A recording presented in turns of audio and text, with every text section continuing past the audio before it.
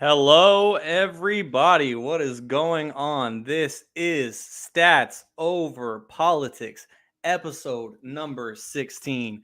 As always, I am Shaun alongside my guys, Kevin Dent, Jaevon Toddy. Garry Singh is on the way. Jaevon, I just changed the camera angle, so forgive me. You were trying to show off our YouTube and Twitter viewers your shirt. Go ahead. Show it to them one more time. It's in the end, you can only be, come on, man, Oh, it keeps going?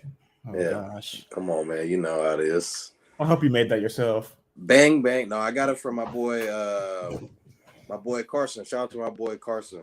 He thrifts and stuff like that, so I got it off of him. Shout out to my boy. Shout out to Carson for Jaevon's amazing 49ers shirt, Kevin. How are we doing, bro? Doing well, man. Can't complain. Doing well. How you guys doing today? I'm doing pretty well. How's Blue doing? How's the pup? Getting bigger every day, man. It's crazy. Just looking at pictures that when we first got him, he was so tiny. Now he's growing. He's starting to sleep through the night, so I'm starting to get a lot more sleep, but he's still a menace. So we'll see how today goes. All right. Well, we shall see as our man Garry Singh makes his arrival. Garry, we'll get you tapped in. Are you tapped in? You locked in with the audio? Yes, How we sir. doing, bro? Let's get going. All right, let's get the guys. Let's get going. Let's not waste any more time. Let's get Kevin's right into a closeted it. Celtics fan. I just want to let you guys know he's been posting Jason Tatum all weekend. So Yo, I'll let you know, Tanya. I thought we had this conversation, bro. Once Braun hangs it up, it's Jason time for me. JT. It's JT time for me, bro. That's a good I've been thinking about that over the Just past 'cause of couple of years, man. Who's next? gonna be my Giannis? guy? So Oh, my Yoga. guy's gonna Yoga. my favorite player is gonna be Jason Tatum, and because the Dookie for sure. Okay. How'd that So team do? What the team that he played on? How did his team do? I think that was trash. That's the team with Harry Giles. They didn't win shit, but No, I didn't win none. they won the ACC tournament. That's the only reason we got in, and I think we might be probably Sweet 16, maybe. Probably. We'll look that up. Garry, who's up next for you? For Kevin, it's Jason Tatum. My favorite for player? Jaevon, it might. For Jaevon, I don't know. Maybe I'm assuming maybe it's Kyrie, but for you, Garry, who's up next for you after LeBron? Who am I pulling for? I don't have no one yet, guys. I don't know. It's kind of like Luka, but I don't know. There's something about Dallas don't make me want to like him. I don't know. We're gonna think about it. I think Giannis. What can you like about Giannis? It's gonna be hard to be a Giannis fan, bro. I can't debate people when they say all he does is put his head down and run. Nah, you seen this story, right? Have you guys watched his little thing Rise yet? No, Yeah. man. Sean, I watched a little. My parents watched it. I was been watching a little bit here and there. I haven't watched it fully yet, but no, it was a good story. I'm like, there's no way, Kev, you watch this and you're like, there's no way you can't root for him. It's like come up story for sure. Oh no, I'll root for him, but my favorite player, you gotta go to war for your favorite player. Oh, he's starting to get that jumper right. Look at that 50 ball he dropped in the finals. Don't forget that. Hey, you guys know who's up next for me? He was an all-star starter this year. Lauri Markkanen. As I show our YouTuber. He's got a couple live. Higher the brightness on that, Sean, next time. Yeah, I know, right? The brightness was all the way up. I don't know. Oh wait, hold on. How about if I change it from night mode? Is that a little bit better? Oh, there we go. There you There you go. go. There you go. There. Laurie and Victor on the pick and roll next year. Woo! I don't know about that. I don't think the Jazz are duck around and make the plan. Yeah.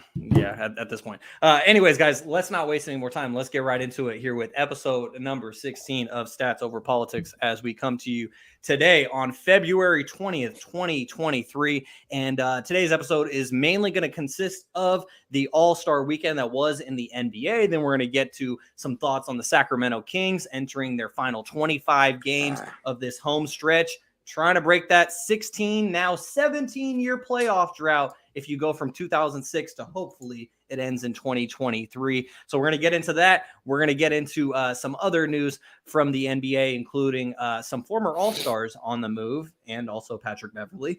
Then we're going to get to Shaun's pop quiz. We're going to get to some football, and we're going to get to all of that in 2 hours or less. So let's get right to it, gentlemen, and let's get to NBA All-Star Weekend. So before we get into the actual games that the pros were taking place in, it always starts out with the celebrity edition. What'd you figure out? So they lost to South Carolina in the round of 32. That Duke team. 30. That Oh my team. gosh. It was Grayson. They didn't really have Grayson, Harry. I'm pretty sure Frank Jackson was on that team. Luke Kennard was on that team. Yep. It wasn't that good. No, The next year, that next year was pretty good too. I think we don't have to talk about college basketball. Todd, I know it's a dark road over there. Hey, The other end of Chapel Hill. Coming up, March Madness around the corner. Oh man, So- they're not good. it's definitely tough for Toddy this year. He doesn't even know if his Tar Heels, who played in the national championship game last year, we might not even get in. They might not even They make the might. 68 team bracket. But Kevin, what was the final score? I'm not trying to roast or anything. I'm just genuinely curious. What was the final score of Duke's game earlier against Louisville? Because I turned it on and Duke was down 18-14, and I saw Louisville has like 4 wins this year. 79-62. We finished it. We figured it out. All right, cool. Yeah, I was about to say because that would have been pretty embarrassing because that Louisville team, they just ain't it since Rick Pitino left.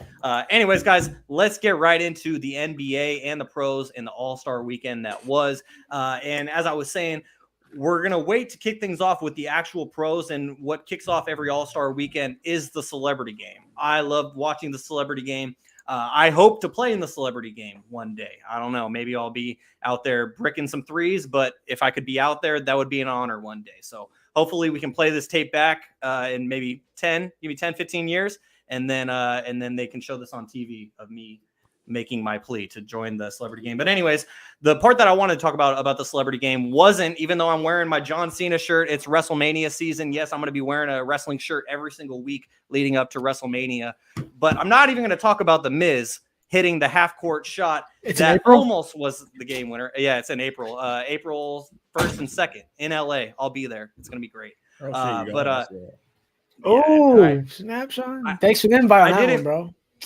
Hey, you can still join us. Anthony and I we're still looking for more people to join us. Anyways, so yeah, I regretted not going in the Bay Area. That's why I have to go since it's in LA and it's in Cali. But anyways, I'm not even going to talk about The Miz hitting that half court shot that almost won the game. But I wanted to talk about Hassan Minhaj, who continues to represent Sacramento, more specifically Davis, every single year in that celebrity game. And Hassan is a big star now. I'm not sure if any of you guys are familiar with his work, but I'm a big fan of Hassan Minhaj, and he's from Davis, and he's representing the Kings, and he has been for years, even when they were garbage. So I love seeing it. This can be for any of you guys. Do any of you guys know who Hassan Minhaj is, or any of his work and his comedy? I just know that he's a comedian. I think I've seen him maybe once or twice around Sac before, but I know that he's like a big diehard Kings fan, even when it was like John Salmons and the boys. So yeah, he's been repping us through all the tough years. So I was happy to see him there on a weekend that the Kings are actually good on All-Star weekend for once. Gary, do you know who Hassan Minhaj is? Yeah, I watched his stuff before. I've actually seen him a couple of times. Met him before in Sacramento too. He's a cool, nice guy. Stuff like that. He's pretty funny. I never watched a celebrity game, yo. There's some problems with the All-Star game we're gonna get down to today. I don't think I've ever watched a celebrity game. I've watched Kevin Hart's highlights, but every time I watch it, I'm like, only time I ever watched it a little bit was because Kevin Hart, because he's hilarious. Also because I don't know, I only watch. Every time I turn it on, it's like, bro, why am I watching? I can go to 24-hour fitness and watch these people play. So any type of basketball is going on right now. That's what Shaun said. That only thing I think about every game is like, damn, hope Stats Are Politics gets 4 spots one of these years. That would be pretty lit. That'd be out there like DK. Yeah. Oh yeah, Kevin would definitely be going for MVP. Kevin and Jaevon would be like. I was just going to say that Kevin and Jaevon, they would probably be like how Jason Tatum and Jaylen Brown were in the actual All-Star game, where every single possession, if you guys were in the celebrity game, just going at each other every single time. Jaevon constantly driving to the hoop. I can see it now. Probably, yeah. We're going to make it.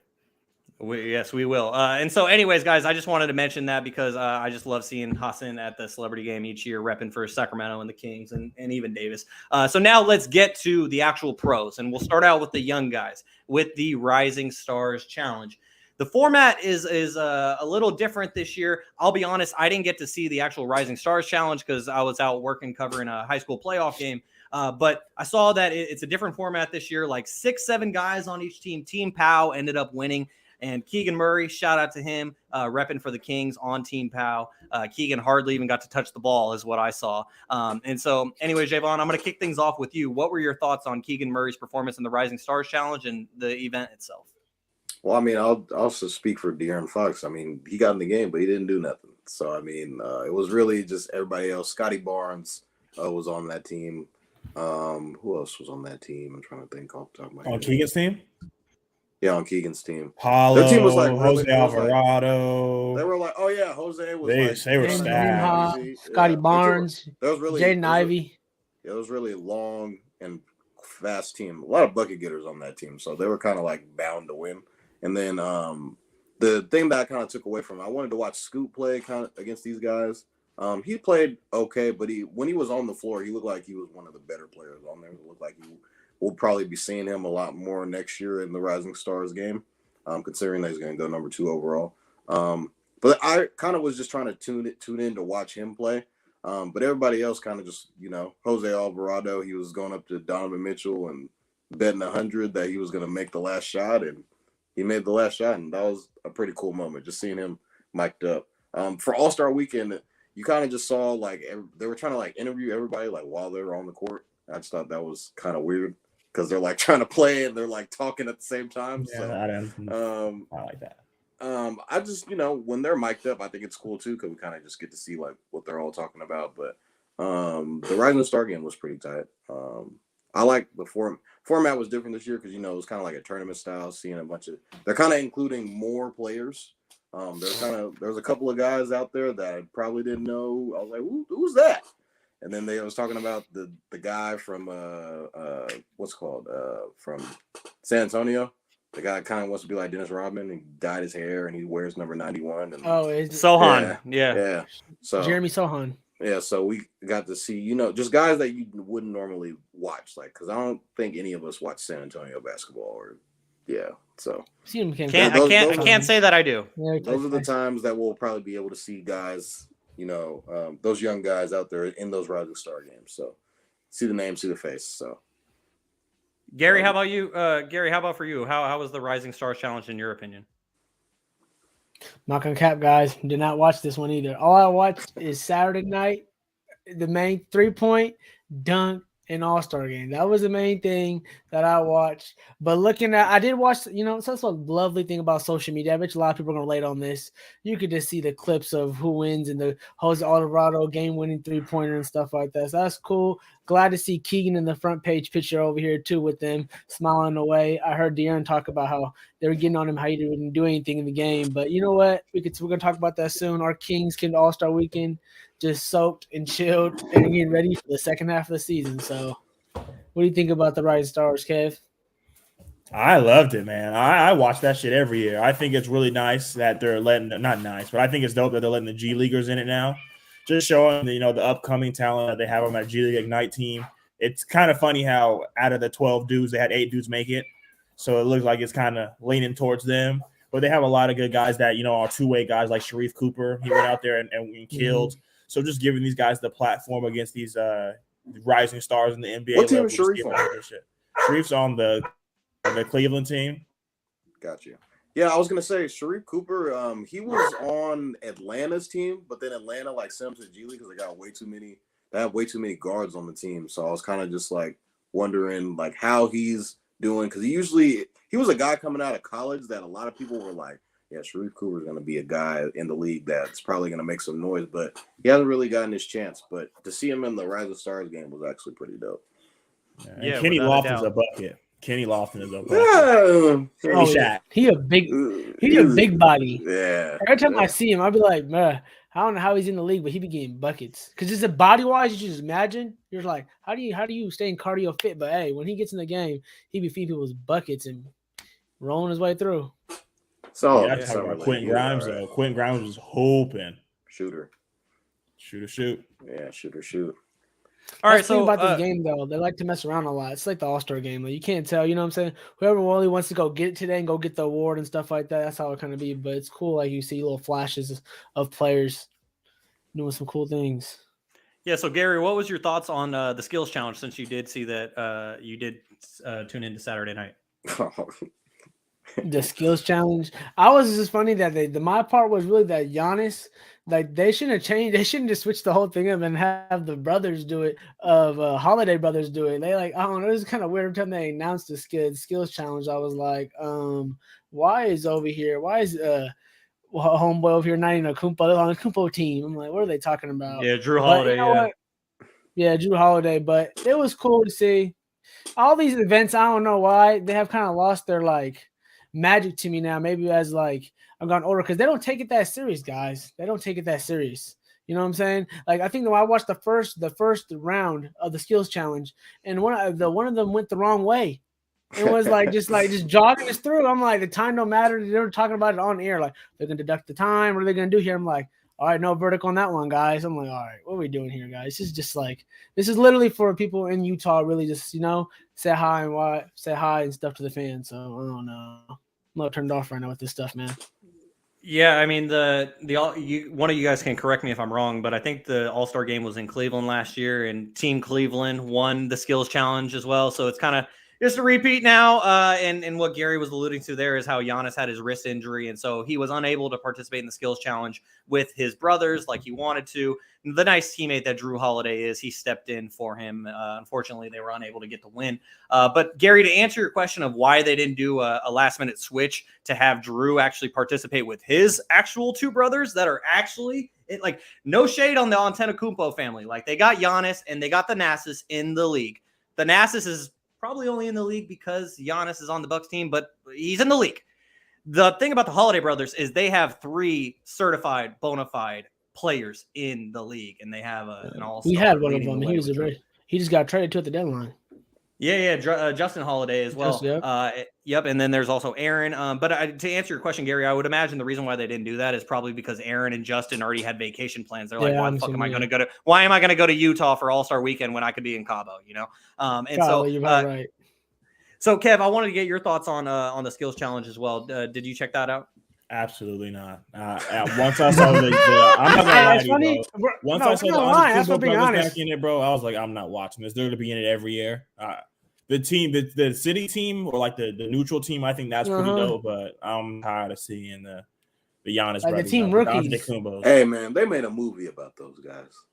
That was cool the first time they did it, and now it's just. Every year that's gonna be in it. Yeah, they're never gonna win. They want that record on their family's name. They just had a movie game, so now they're never gonna win a skills challenge. Oh man, it was bad too. I give it to the NBA, man. They're just trying to like every year the skills challenge is different. I remember a couple years ago it wasn't even like this. So you know what I'm saying? Like I give them credit for keep trying to switch things up, trying to build something here. But some of these events, I think it's more like you said. I think it's for the fan, for the weekend, for people to come join in. You know what I'm saying? Celebrate the NBA at the moment. I feel like people who watch the stuff, we're only watching the 3 things I watched. I feel like everyone watches the 3-point contest, the dunk, and the All-Star game itself. So, but you know what? Shout out to these guys and these fans and these players really just give them, showing a little skills off.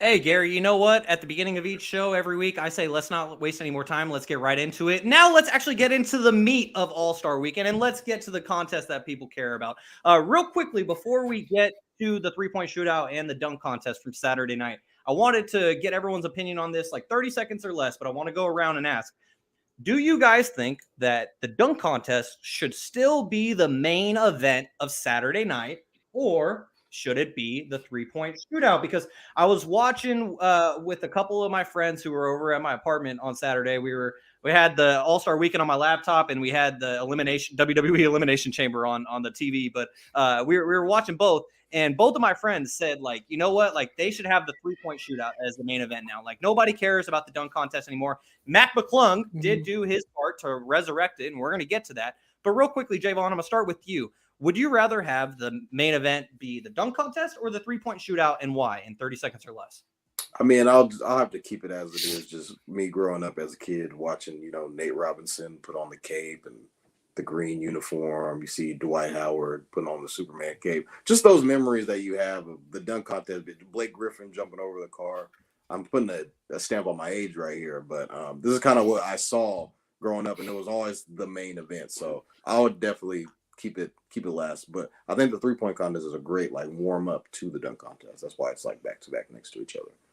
Yeah, for sure. And also, I'm glad that you brought up the Blake Griffin dunk over the Kia, because there were some panelists talking about that on ESPN today when they were like, was Mac McClung the best dunker ever? And it's like, did you forget about when Blake Griffin jumped over a full-size car? It's like, there's The been a hood lot of of the great. car.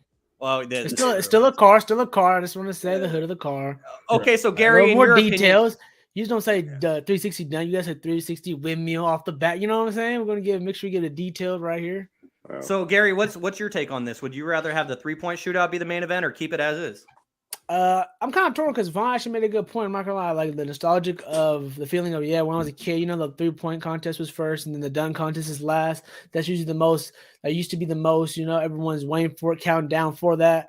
So I kind of feel Vaughn on that, but at the same time, I feel like it's a new era. I feel like obviously we know 3-point contest. I feel like that itself gets hyped up because the main thing, the stars are in that. Like we got Dame in there. Have a lot of all-star caliber players in there. We have one of our Kings players in there. We have had Steph Curry, Klay Thompson in there before. There's been many good players who have been in the 3-point contest. So I feel like in that case, since all the stars are mainly in this for Saturday night, I think they should switch it up. In the last few years, it's always been tough, to get that 24, 25 score. You know what I'm saying? 30. So, like, it's actually cool that it gets more nip and tuck at it. You know what I'm saying? So I feel like for the purposes of right now and what the stars are playing, I feel like they might as well just flip it. It's going to help the viewership out and everything like that. You're still going to see both, but that's what I think. I think they should flip it, Shaun. Kevin, how about you? Man, I say you got to keep it as is. If I would have waited all day to see Kevin Huerter and Julius Randle shoot, I would have turned the TV off. I would have even saw who won. So just the excitement that comes from the dunk and the props, like we mentioned with Blake Griffin. Jericho Sims, baby. You mean the missed dunks? Sims putting both his arms in the rims. Just the excitement factor. Everyone can shoot the threes. slip, you mean? The left arm didn't even get in, but they didn't even peep. Okay, come on. So you're getting on the 3-point contest, but we got guys missing 10 dunks, Kev. This didn't happen this much this weekend, which is good. But a couple of those years, just like it's funny when Shaq started counting. Exactly. He's like, all right, bro.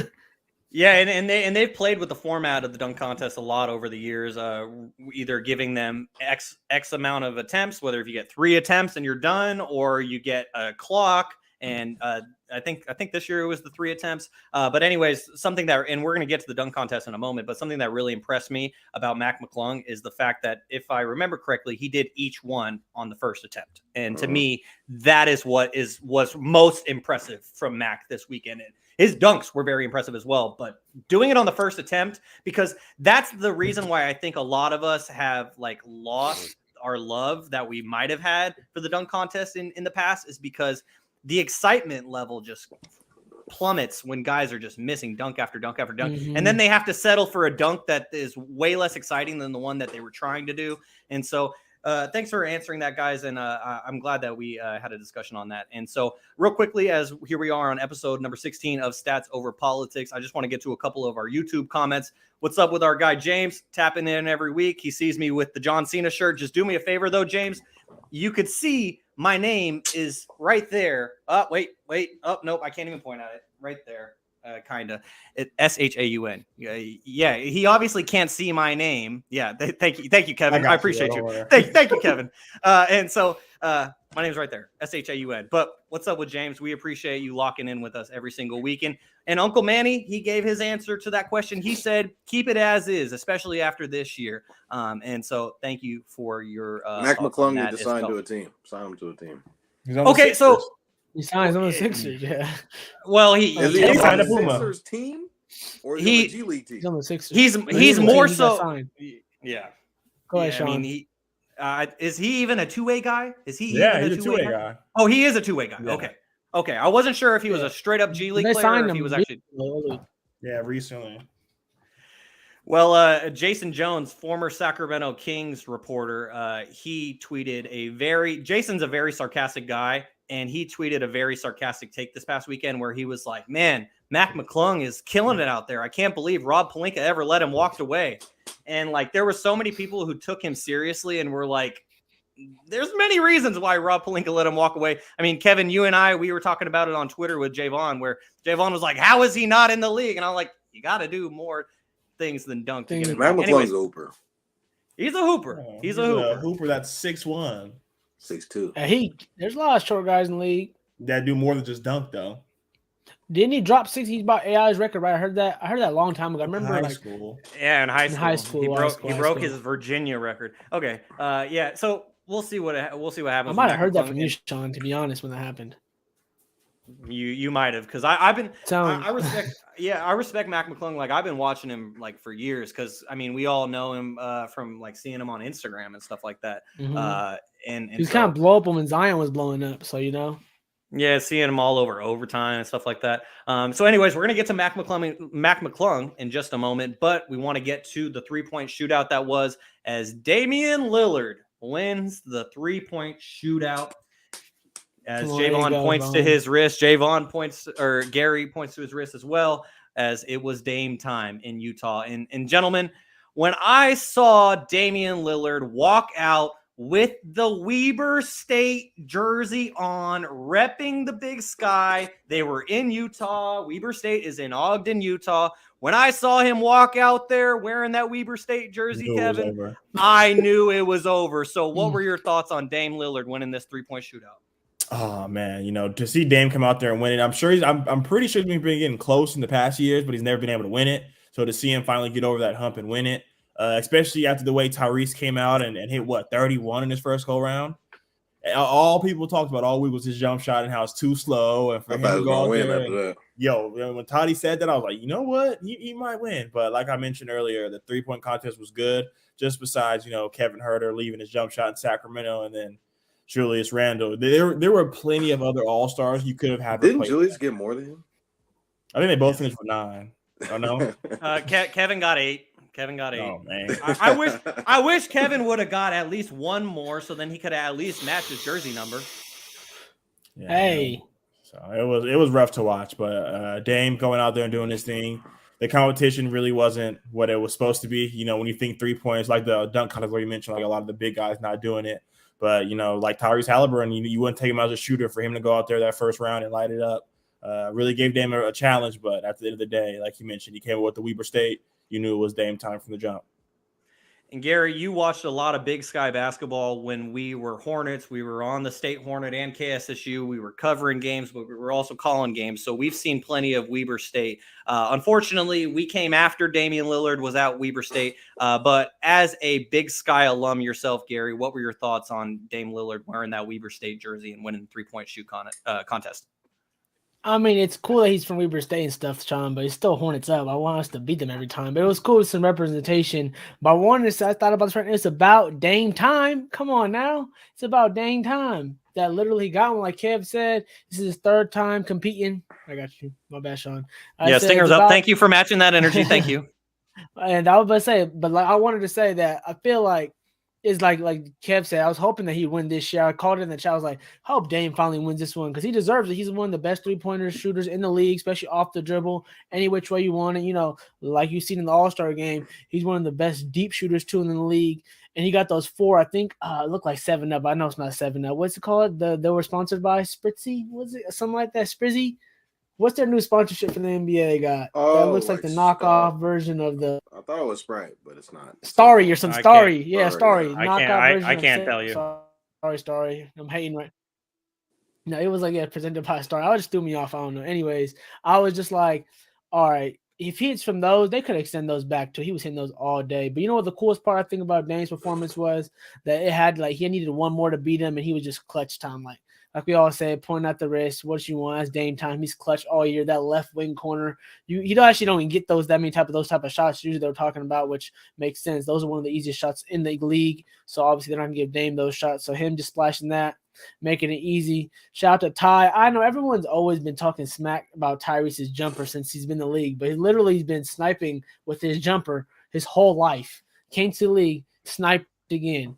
Like he has not been shooting off the dribble, stand up, and I think everyone, the broadcaster like Draymond and Reggie were kind of talking about like what you can kind of see it like any player that kind of was jumping too much and has a real jump shot is not really built for the. It's kind of crazy how 3-point contest probably didn't even think about that before, but now it's so like there's so many sharpshooters in the contest that small things like jumping too long, having a jumper that takes too long you could tell like Kevin's is a rock kind of shot. You know what I'm saying? He's really good at pulling. Like he's not really good on. We all passing the ball during like they mentioned that too, shooting around and stuff like that. You get the ball directly from the coaches. You know what I'm saying? It's really different from picking the ball from your side and bringing it to a rack and shoot. So you could tell like a lot of like Julius Randle, like Kev said, making fun of the big man. They needed some big man representation, Kev.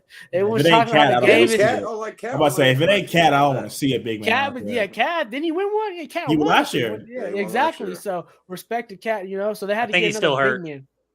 He's still hurt. No big man for the year. They need to get some big man representation. So they got, his jumper wasn't flowing that day, but Julius Randle been shooting pretty good this year in games. But this, this contest, it's really built for Buddy's type of shot list. Quick sniper, boom, boom, no moving, easy money, no like movements at all.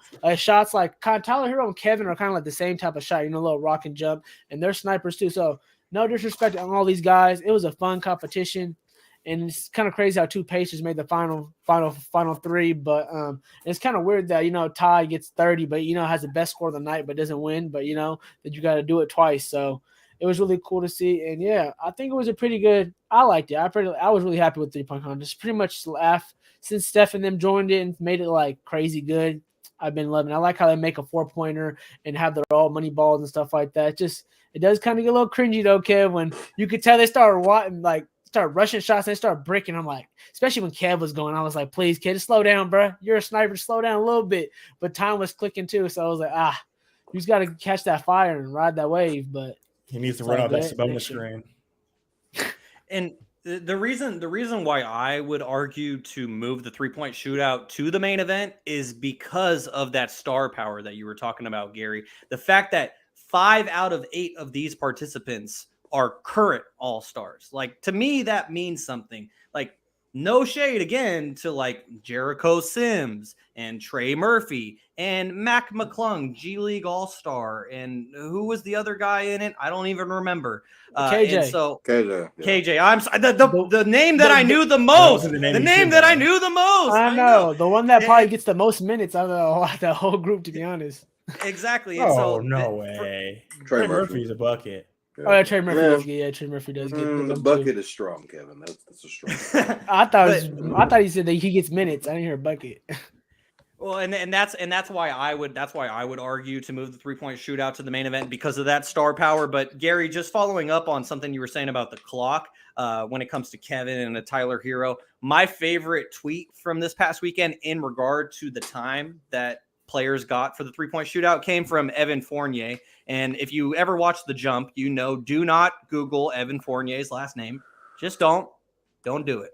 But my favorite tweet came from Evan Fournier where he said, if you had a little bit more time and allowed Jew, meaning Julius Randle, and allowed Jew to jab a couple more times before his shots, he's winning this shit. And I'm like, all right, that's pretty funny, just having Julius Randle out there jab.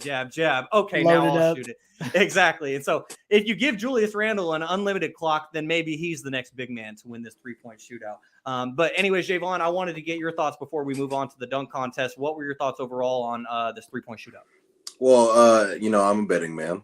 So actually, Kayvon's odds changed like from plus 650 to plus 450, like hours before the actual 3-point shootout.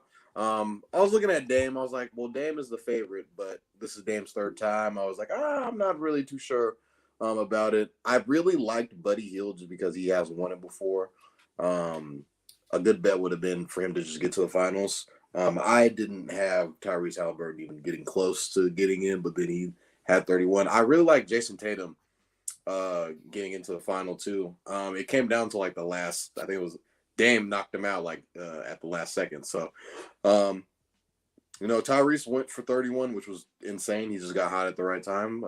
Damian Lillard, I think, was probably the best shooter in this entire. You could argue him and Buddy Hield are probably the best shooters in this 3-point shootouts, and they were both in the finals. So, Dame said he's gonna retire. He's like, he said he's gonna retire it. So, and I saw Steph tweet about it that he's gonna, about Dame winning and congratulate him that he's gonna retire it. Fun fact, I didn't know that Steph Curry was in the 3-point contest for 7. He's been in it 7 times. I don't think anyone's ever known that. It's pretty crazy. No, I think he won it like 2 or 3 at least. I know him, Clay, maybe got 2. I didn't know he. I don't know he was in it 7 maybe times. one That's each. crazy.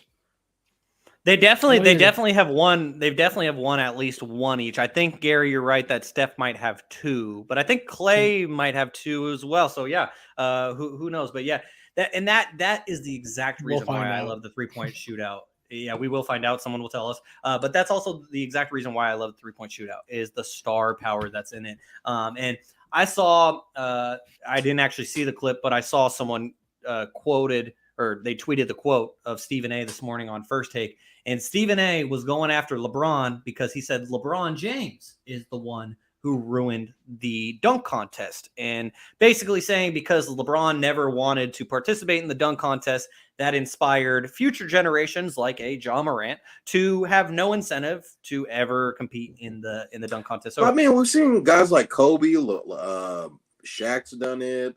Jordan was in it. Michael Jordan won it. So I mean, that might be like a little back, like too far back for this generation. Like I said, a lot of guys grew up watching Kobe, so I was like, Kobe did it. I mean, you guys are better than Kobe. So I mean, you know, it would have been nice to see LeBron do it. Probably like in his I'd say his 07 year would have been crazy. That's when he was just blocking and dunking everything. That would have been a great time to see LeBron in the dunk contest, probably. So, or whenever his Miami years were pretty good too. So, I think it's just because guys there's not really an incentive. All right, I got a question for y'all. Go ahead, Gary. I got for you, Vaughn. I was like, because since you Shaun kind of brought up what Stephen A. said this morning about how LeBron's fault that, you know, no one's participating in the dunk contest. Do you guys feel like it's a knock on his legacy or no? Fuck no. What the hell? No. Sorry. That was my quick reaction. Sorry. I mean, the greats did it before. So, I mean, like we said, Kobe did it. He won it. LeBron or Michael Jordan did it. He won it. But, I mean, I get it. He doesn't feel like, what are you going to pay LeBron if you have to pay that man to get into the, like, you got to pay him like a large sum. No, everyone did it before when they were young out of pure love of the game. Now, hold on. What you think, But it's Kev? it's not that simple anymore. Yeah. What do you think, Kev? Absolutely not. No one cares at the end of the day that Michael Jordan won however many he won. Kevin, I mean, no, I'm just being honest. I had a real argument with someone last night. I'm not going to lie. It doesn't matter. I mean, you're just going out there and exert energy, just dunking the basketball. And nowadays, it's just not looked the same, you know? So when LeBron came into it, it was kind of that wave of, you know, this isn't really for the top guys anymore. It's just for the freak athletes. You know, I don't know if you guys remember, but a couple years ago, we saw Cassius Stanley in it. You know, dudes that just are literally on the basketball court because they can hit you with a backdoor cut and put it on your head. So it's where I would rather see guys like John Morant, Anthony Edwards. I don't know if you guys heard it, but Ant was talking about he rather dunk on people. Yeah, you know, he's out here to dunk on people. He want to dunk on people. So, I would rather see the new guys in it, but I definitely don't think it's going to be a knock to his legacy because at the end of the day, no one counts those. No one keeps those trophies next to the MVPs or the. Yeah. Zion said he might do it though, so Zion not do it. He can't even stay healthy. The Pelicans won't let him do it. But yeah, I just threw that question out there. I agree with you guys that it shouldn't be knock on his legacy, like Kev said. It's not really in the championship winning moments. Do I wish LeBron did it? I'm not gonna lie, as a LeBron fan, I wish he did it. I wish he did when he was young. I wish it'd been cool. I know he did one in the McDonald's game that I know Brian Windhorst brought up today in Cleveland, and maybe he had home court advantage and things of that nature. And, you know, they're talking about that actually on First Take today, you know. So maybe I wish LeBron did it, but I know for sure LeBron, I feel like he's an in-game dunker. So I feel like that's why he never did at this point too. Obviously, he's like he's a year 20 now. Like Kevin said, they kind of switched it now to like more young guys doing it and freak athletes doing it. So I don't know. I kind of do miss the allure, like you were talking about. LeBron can still do it though. He can still do it now. For sure, he could do it. You know what I'm saying? Yeah. Remember those couple years in Miami? He would basically like after the post All-Star break or something like that, or like he would like do like ones in like the gym by himself. You know, basically like kind of like making just teasing us. Yeah. So that's why I'm like, come on, Bron, you could do one just go there and just show him, just put the crown on his head, bro. Come on now. Like, I know if he actually did it, he'd put it'd be a lot of people giving him a lot of different ideas, and you know that's what I think. But LeBron's more of an in-game power dunker, like we said, and stuff like that. So. It's cool, but how do you guys think they should fix? I mean, it's so hard to fix it. But how do you guys feel like they should fix the dunk contest? They got to get guys that want to do it, like guys that people want to see. Like back in the day, we saw like Vince Carter, Jason Richardson. those guys were the guys that people would want to see in dunk contests. And Tracy McGrady. I mean, like, these are just guys that you just remember that were like dunking in games. They would be in the dunk contest, but now guys, they don't want to do it anymore. So I mean, that'd be the only way to fix it, is to get a dunk contest. Kind of that revived it was the Zach LaVine, Eric Gordon. That's probably the best dunk contest since Ever. Ever. Yeah. So I mean, like, those you got to get guys that are dunkers like in game that want to do it. You got to incentivize the players to do it too. I think there's really nothing that they could do really in All-Star Weekend that can incentivize them in terms of money, really. Like, they get all the money and the endorsements all they want. So I feel like money's that could be an endorsement. I don't know what else they could really do, endorse them to really, what do you think, Kev? What do you think? Any fixes? You got any solutions? There's going to be a lot of dudes coming in there. You throw a mill on it. We have regular dudes, but not on All-Stars. Hey. Gary, that's a free meal. You're telling me I'm about to win a meal in 15 minutes. Yeah, to regular people, Joe Schmo, yeah. All I do is go make 3 dunks, and you're going to give me a meal for 15 minutes. Oh, 1,000%. Gary, not everyone is making hundreds of millions of dollars in the NBA. In fact, I'm talking about if you want the stars, though. I'm talking about if you want the stars to come. Like, Yeah. they're mentioning they want the stars. That's an I extra don't think meal to their money-wise. pocket, to their charity, something. You don't have to give it to their charity. They're Do trying something the to charity. motivate them. They're trying the charity stuff in the All-Star game, guys, and they're almost scoring 200 still. So, guys, now let's get to the dunk contest that actually was. And Mac McClung, as we mentioned earlier, he won this dunk contest. And like I said earlier, my favorite part was the fact that he didn't miss any dunks. And we saw everyone was out there, as we can see in this photo on YouTube and Twitter, that look at everyone behind them, all with their phones out, ready to go. And so I personally enjoyed this dunk contest, despite the fact that there weren't really any stars in it. But Gary, getting into the incentives for a guy like Mac McClung, who, yes, he is a G League All-Star, he made his entire professional basketball earnings that he has made since he left college. He doubled it by winning this dunk contest, because so far he's made just over $100K in his career as a professional basketball player between the G League and Summer League, all that. He made $100,000 by winning the slam dunk contest. So maybe, Gary, we turn this into a G League slam dunk contest, and that's how we can get the guys out there with the springs, I guess. That's going to be so many eyes, guys. I think the best idea I heard to fix it, if we're talking about fixing it, and shout out to Mac McClung, we can go over his dunks. And my favorite one, actually, my favorite one was the first one when I hit it off the backboard and reversed it. That was one of my favorite. Yeah, that was actually, I feel like he could have saved that one for the last one. That would have won. Jumped over 2 guys. It was great. Exactly. Those were all ridiculous. You got to give him credit for that. And, I think also like an angle we can hit on this too is like, there's a lot of dunks guys that they've already been done. You know what I'm saying? Like when Jordan was going off the free throw line, Dr. J already did it, but Jordan put the tongue out and made it more famous than what it is, and made it what it is today. But then we see Zach LaVine put a little twist on it, put it through the legs and do it. You know what I'm saying?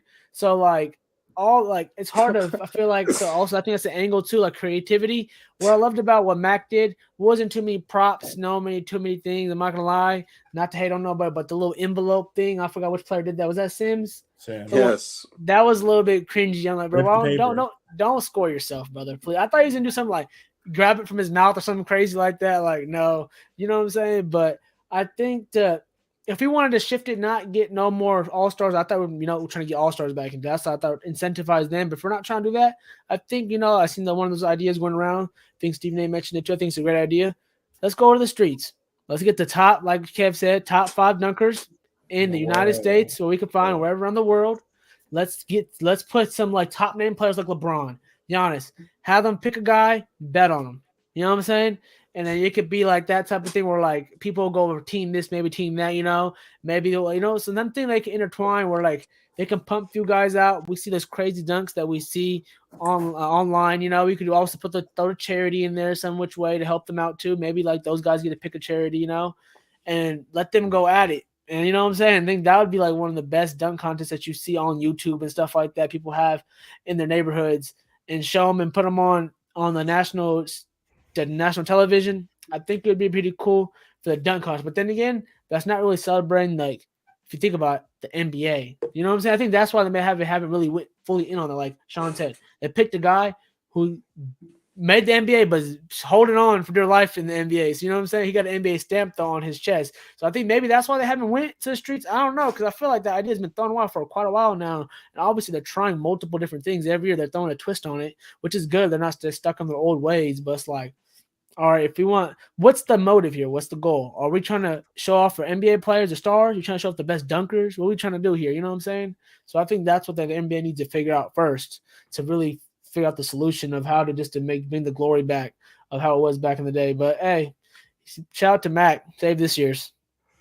Well, hey, Gary, they're getting pretty close to grabbing guys off the street because Mac McClung will be in Spain in about 2 years. Just give it time. I'm sorry. Jaevon, you can pick it up from there. Mac's a hooper, man. He should be on a team. I think he could be a guy to give you cool minutes. Kevin's face. Cool minutes. It's the NBA. You know, cool minutes. Hey, I think not to hate on nobody. It's not to hate on nobody, but if Delly can make it with his height, if we're just talking about Delly height. don't play. You want Mac? Delly was a good part of a championship stopper. run. Mac don't play D. Mac don't put shoot. an IV in himself to guard Curry one year. Hey man, let him play. All right, so Kevin, did you have any final thoughts on the dunk contest that was? No, man. Like we mentioned, I'm just happy it wasn't like last year with all these missed dunks. You know, to see Kareem get up last year and leave mid-contest because they were just missing dunks. You know, I'm just happy they were making dunks on their first try. So shout out to Mac McClung. Went out there. I'm pretty sure he got all 50s. On these guys, but dang. So he might have gotten all 50s, but he went out there and did his thing, you know, won the hype. You know, like Shaun mentioned, he made some money doing it, got him a shoe brand, so shot him a shoe deal. So it's all up in Philly, man. Get ready for him to hit a game winner, James Harden and Joel Embiid kicking it to him. Hey, I just want to give a shout out to our guy Wes in the YouTube comments saying, yeah, Wes, these are going to be his future best. Give him like 2 more years. He's going to be best buddies with the Hernan Gomez brothers, Rudy Fernandez, who's like 40 years old. Give Mac a couple years. He'll be out there in Spain. And he'll be out there in Spain, not Spain without the S. He'll be out there actually in Spain. So, I mean, maybe he'll be in Spain without the S if he is in Spain. But I'm just going to leave it there because this joke is getting extremely stale. Guys, now let's close it out here with All-Star Weekend, and let's get to Team Giannis winning the NBA All-Star Game. Since they changed the format like 7 years ago to team captains picking the teams, was it 5 or 6, Jaevon, that LeBron had won? Was it 5 or 6? Okay, so thank you, Jaevon and Gary, for correcting me there. That LeBron had won all 5 of the contests so far with him as captain. There was Steph as a captain, Kevin Durant as a captain, Giannis was a captain, and so now. Yeah, exactly. Le GM. And so now the first team captain, not named LeBron James, has won the NBA All-Star Game with Team Giannis. So, Jaevon, what did you think of the game overall? We had Tyrese Halliburton and De'Aaron Fox were on Team LeBron, and then you had Domantas Sabonis and my favorite, Lauri Markkanen, on Team Giannis. Jason Tatum happened in this All-Star Game. I mean, that's kind of just what happened. He has the most points in the All-Star game ever. 50. I think he's the only guy to have 50 points in like a regular season game, All-Star game, playoff game, play-in game, and a play-in game. So, yeah, I mean, what can I say, man? We got the best player in the world on our team, and you know, you get to see Jaylen Brown out there, masked up. You know, Batman Jaylen Brown. He got to, you know, have his talents on display. It was cool to see them go at it. You know, just seeing guys kind of go out there. De'Aaron didn't do anything really. He kind of was just, you know, out there running around doing his thing. Sabonis had a couple of cool passes, a couple of nice dunks. You know, LeBron throwing it off the glass against people. He got Shea talking about LeBron saying, oh, he didn't want to play defense all game, but then when I lace up against him, he want to play defense. And he's like, all right, I got you next time. We gonna see when that is. Okay, so he's gonna drop an 81 ball next time they're in LA. I know, so yeah, I thought it was cool. Gary, how about you? I don't know. I heard Vaughn say just threw me off. He said my team. Are you official? Are you Celtics fan? He's been a Celtics fan. He pulls for the Kings. He's been a Celtics fan. He is a diehard Celtics fan. He just pulls for the Kings on the West Coast. Me and Shaun went to the Celtics and Kings game. What was it? A few years ago. Long time ago. Isaiah Thomas was still on the Celtics. Sorry, Gary. Go ahead. Just imaginary world, just wondering, Celtics play the Kings in the finals. Who you got, Vaughn? Just wondering. Oh, he definitely has the Celtics? Celtics. He's not a Kings fan. What kind of question is that? Oh, I'm just making sure I'm trying to clear this up here. Okay. No, you're good. Get him on the record, Gary. Get him on the record. Put it in the It's all scrapbook. Put it in the book. Write it down. Put it in the Officially a scrapbook. Celtics fan. Full blown. If that did happen, though, Feb- Toddy couldn't come on the episodes February 20th. during the series. You'd have to just be a spectator. I know. And another thing, we had to cut half the beam off for Vaughn now. That'd be crazy. No. Anyway, it was a cool game. Okay. So my thing about the All-Star game is, guys.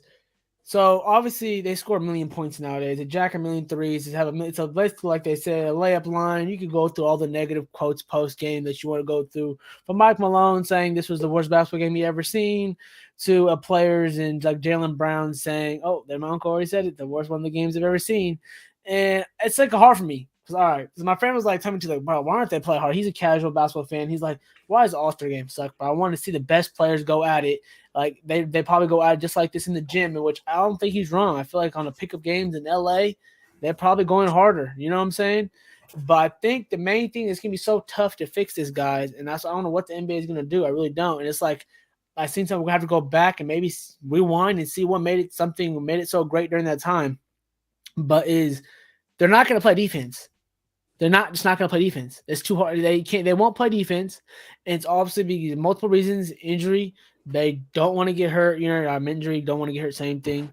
But in terms of, I really don't think they just, and plus it's it's a day and their teams, and I'd be so mad if Fox, anyone hurt their hand. I would look at your LeBron hurt his hand, even though he looked good after the game, obviously dabbing everyone up. But it's if someone does get hurt, remember a couple years ago, way back when PG was on the Indiana Pacers, hurt his leg in the Olympic game. Team USA, yep. Team USA game. And that was an exhibition game. That was before the that Olympics literally he was out almost a whole season with the Pacers. Mm-hmm. And after that was kind of a downturn for that team.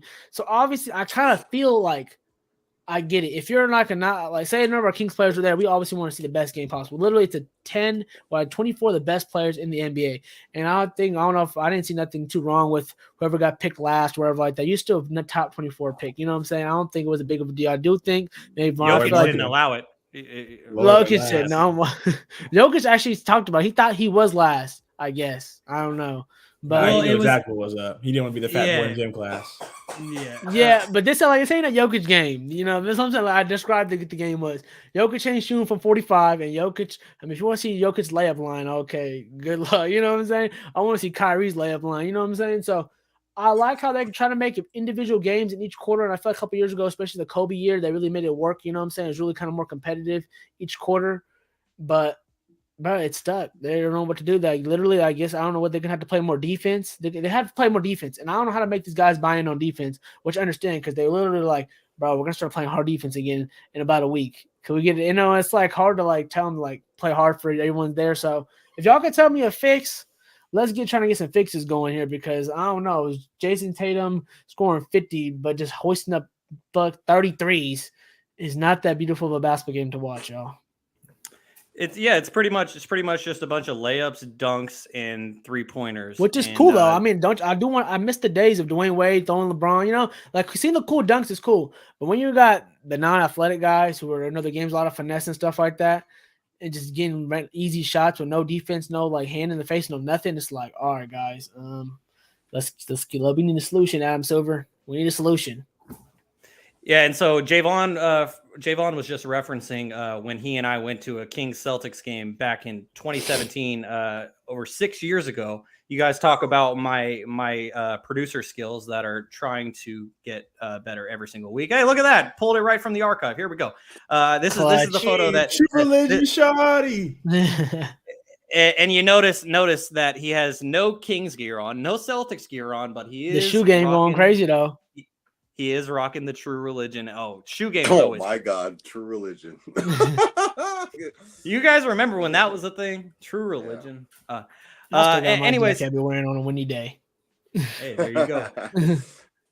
So, Kev, I know that you're messing with the mute button to keep Blue a little quiet there, and we appreciate you for that. But just real quickly, I want to get your thoughts on the NBA All-Star Game as well. Man, I was tuning the whole time. We had 2 All-Stars for the Sacramento Kings in there, so there's no way I was going to miss it. But honestly, I heard all the complaints, man. If you guys want them to play harder, make it like football and have it be after the season. Like Garry said, they got to ramp it up for the second half of the season. A lot of people say the season doesn't start till the second half, so it's just a lot to look forward to. A lot of playoff pushes, like the Suns, the Mavs. They just make this late in push. They're not going to try to do this for the All-Star game. That means nothing. Yeah, that's a real good point. Go ahead. Real quick. PS to Kevin's point. I don't know why they keep calling it the half point of the season. It's 20 games left. I don't understand Yeah, this whole. it's like 20 this games whole. left. They don't know if anyone knows. I'm pretty 99% sure they have pushed the All-Star game back a little bit due to being the Super Bowl. So you know what I'm saying? So now it's not really in half. They need to extend this so it's like actually making sense of the half point, or just say something different. It ain't even making sense. 20 games left, half point of the season. This is when the NBA starts, guys. Like if you're real NBA fans like we are, we've been watching 60 games already. What are we talking about NBA? You know what I'm saying? So some of the messaging out of the league sometimes I'm like, come on, guys, let's just get on point on par here. So let's discuss that real quick, because I think that's a really good point about whether if they should have, because the All-Star game, as Garry just mentioned, it's not at the halfway point. It's more at the 75% point, because if you're a team like the Kings, you have 25 games left. Other teams have 21, 22. 23. So, exactly, 23. And so it's really like 75% of the season is almost completed. And so when you think about it, if they did have the All-Star game after the season ended, or there wouldn't be an in-between week between the conference finals and the actual NBA finals. I don't think so. But think about it. Like, wouldn't it make more sense for it to be after the season, just like the NFL? It's even worse. Well, I feel like it would make more sense, because then you get more guys to play. They're playing harder. And then also – They won't, Shaun, because the playoff time is about to come. That's even worse. No, I said after the season. Oh, the whole season's done. The whole season. Okay, I thought you meant after the regular season, right before the playoffs. I'm like, good luck with that one, Shaun. LeBron might not even show up, whatever city y'all doing. It would be the G League All-Stars if that was the case. And every team, every All-Star that didn't make the playoffs, because then everyone would be load managing, getting ready for the playoffs. No, I mean after the entire season is done. Because think about it.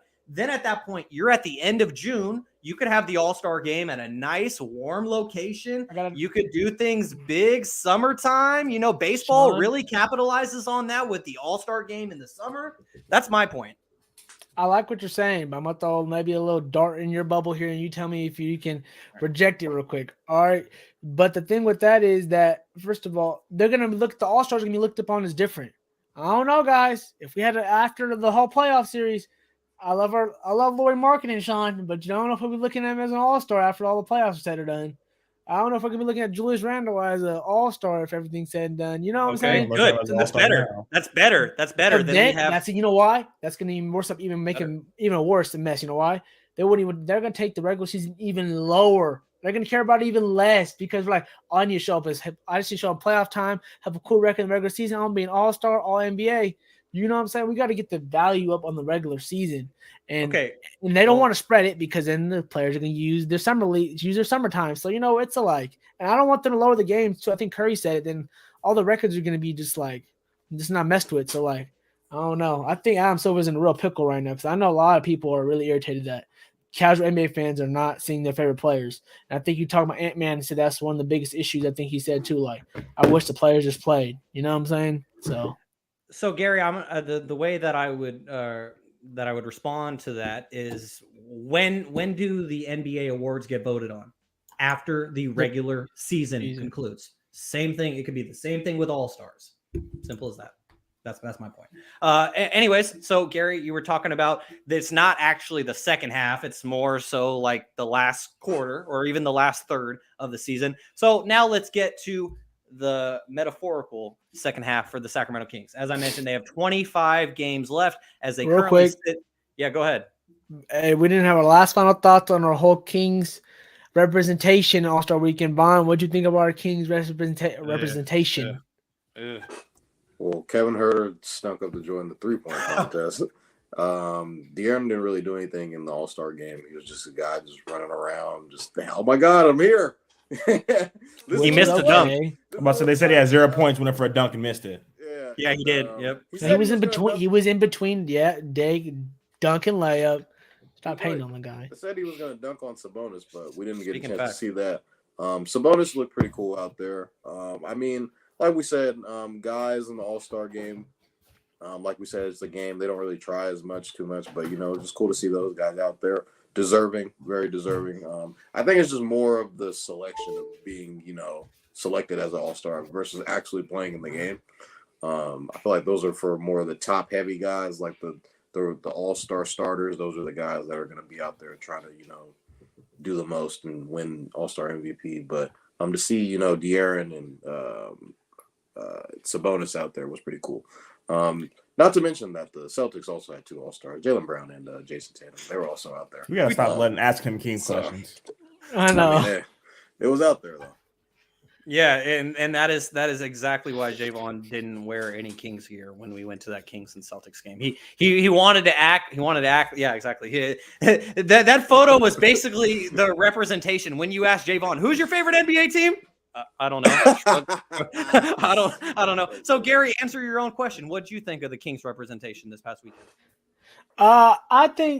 I think it was solid for us not being there in quite a few years in terms of since DeMarcus Cousins having a good presence there, having like 4 players show up for our squad. I think it was cool. Yep. Oh, I guess yeah. It's funny thing is I think Vaughn said it like they were chilling. I don't knock them. It's all good. I think they just came and just enjoyed the moment. And you know what? I like what we're gonna switch lanes here unless Kevin wants to talk about representation real quick too. But I was gonna say I love what Fox said like at post game. He's like. So, like, basically, quote unquote, my words is what I got from it was, I can't wait till our moment in the playoffs. I can't wait till we get our light shining. They ain't gonna give us credit. I'm gonna give it the NBA. They gave us some little bit of love here and there with the Kings, but you can still tell there's a little bit of hesitation to give us the stamp. And we know that we're not going to cry over it. I'm not going to cry over it. They say y'all going to come down, basically. They say exactly. They're disrespecting Vaughn. They're disrespecting us. And look, they're giving us compliments by the bet. They actually back down on us too. Like they're doing good this season, but they're going to fall off. So it's all good. I like what De'Aaron said. You're going to give a respect when the light shine the most. It's come around the corner. All our guys are ready to get locked in and show them why there were 2 All-Stars on this game and Kings players on this team. And I just can't wait. They got a rough. I looked at it. It's not a rough schedule. I didn't see the what number ranking it is yet. I think I heard maybe it's top 10 toughest schedule ending. Maybe if I'm right, maybe Shaun seen this. I don't know if you guys seen it anywhere. A lot of Phoenix, a lot of Dallas on there. I seen a lot of Western Conference teams, and we're gonna have a big game in March, a big month in March. It's really gonna show us a lot. Obviously, the 16 games in March, and we're gonna have a tough one. So let's. I think Mike Brown said it. Let's tighten up the screws. They're starting practice again this Thursday, like Shaun put on the ticker producer skills right there. Right, I think we're getting lined up. I'm going to the game on Thursday. This is the game you finally just y'all know. This is the game that Shaun out of the 3 that we said you did the 2 Dallas games. I get to watch the 3-point game, the 3-point champ. Exactly. So if he plays, bro. And Cam. Exactly. And Cam. Yeah, I get to see our boy Cam play. Okay, so guys, Gary, I'm gonna take it from here. So back on, let's see. Oh, nope. So I didn't have the actual date and episode, but I think this was back on like episode 2 or 3. I asked everyone, will the Kings finish as a top 6 seed? I was just about to say West? that too, Shaun. Jaevon, hey, look at that. We're thinking the same thing. Perfect. So Jaevon and we both said no. Gary said yes, and Kevin said hell yes. Yeah. And so now, as the Kings currently sit at 3rd at the All-Star break, not the halfway point, more than 3-game lead in 3rd, I think, too, right?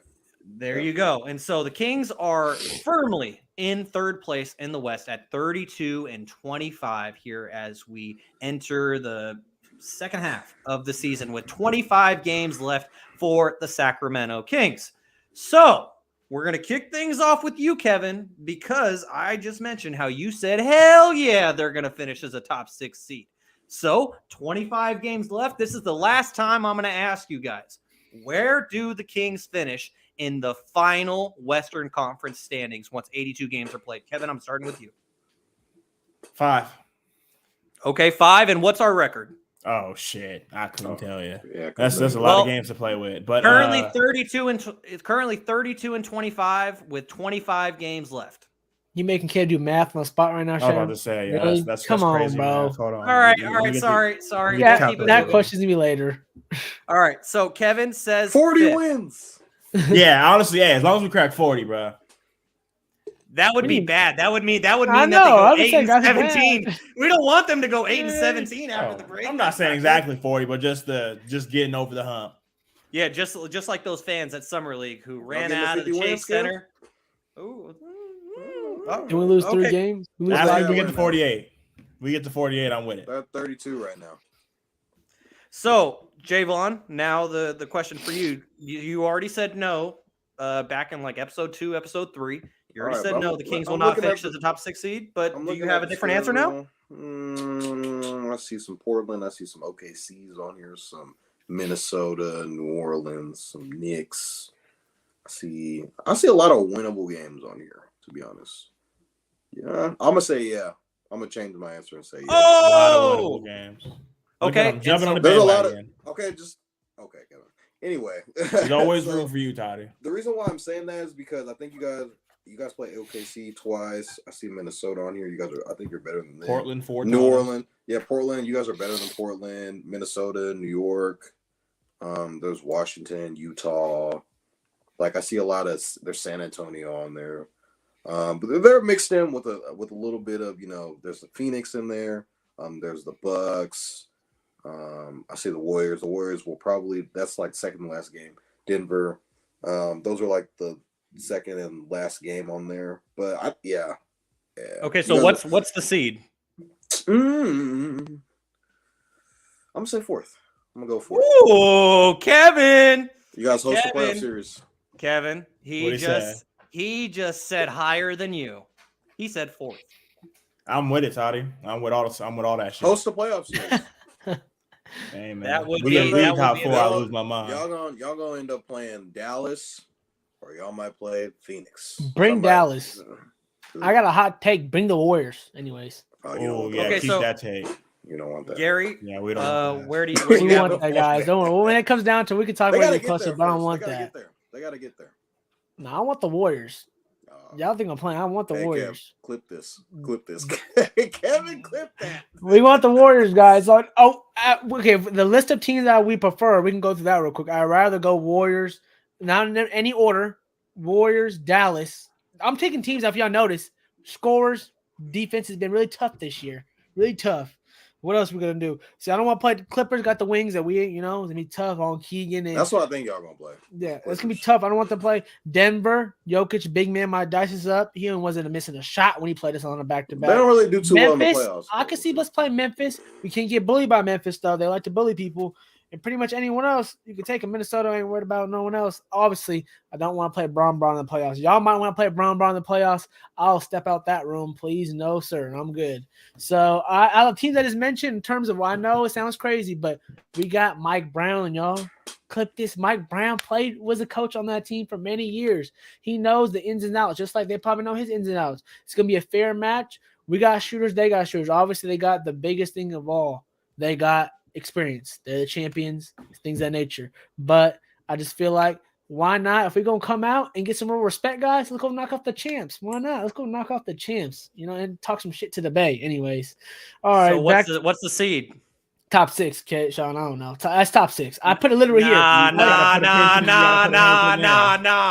Nah. We need it for the paperwork. Oh, Okay. I'm always good in the paperwork, Shaun. Come on now. All right, hold so on here. give me a seed then, because I'm not settling for top 6. I need a number. And why? We're staying 3. We've been locked in 3 all year. We staying locked in 3. I know If y'all we're make, gonna stay at 6. if y'all make it to a 3rd seed, you guys will win a playoff seed. If we're healthy, why can't we stay 3? We've been in that 3 all year. What Why you say, can't we Kev? stay 3? So we're gonna win one regardless. My bad. I might do that. If y'all play the Clippers, I don't know about that.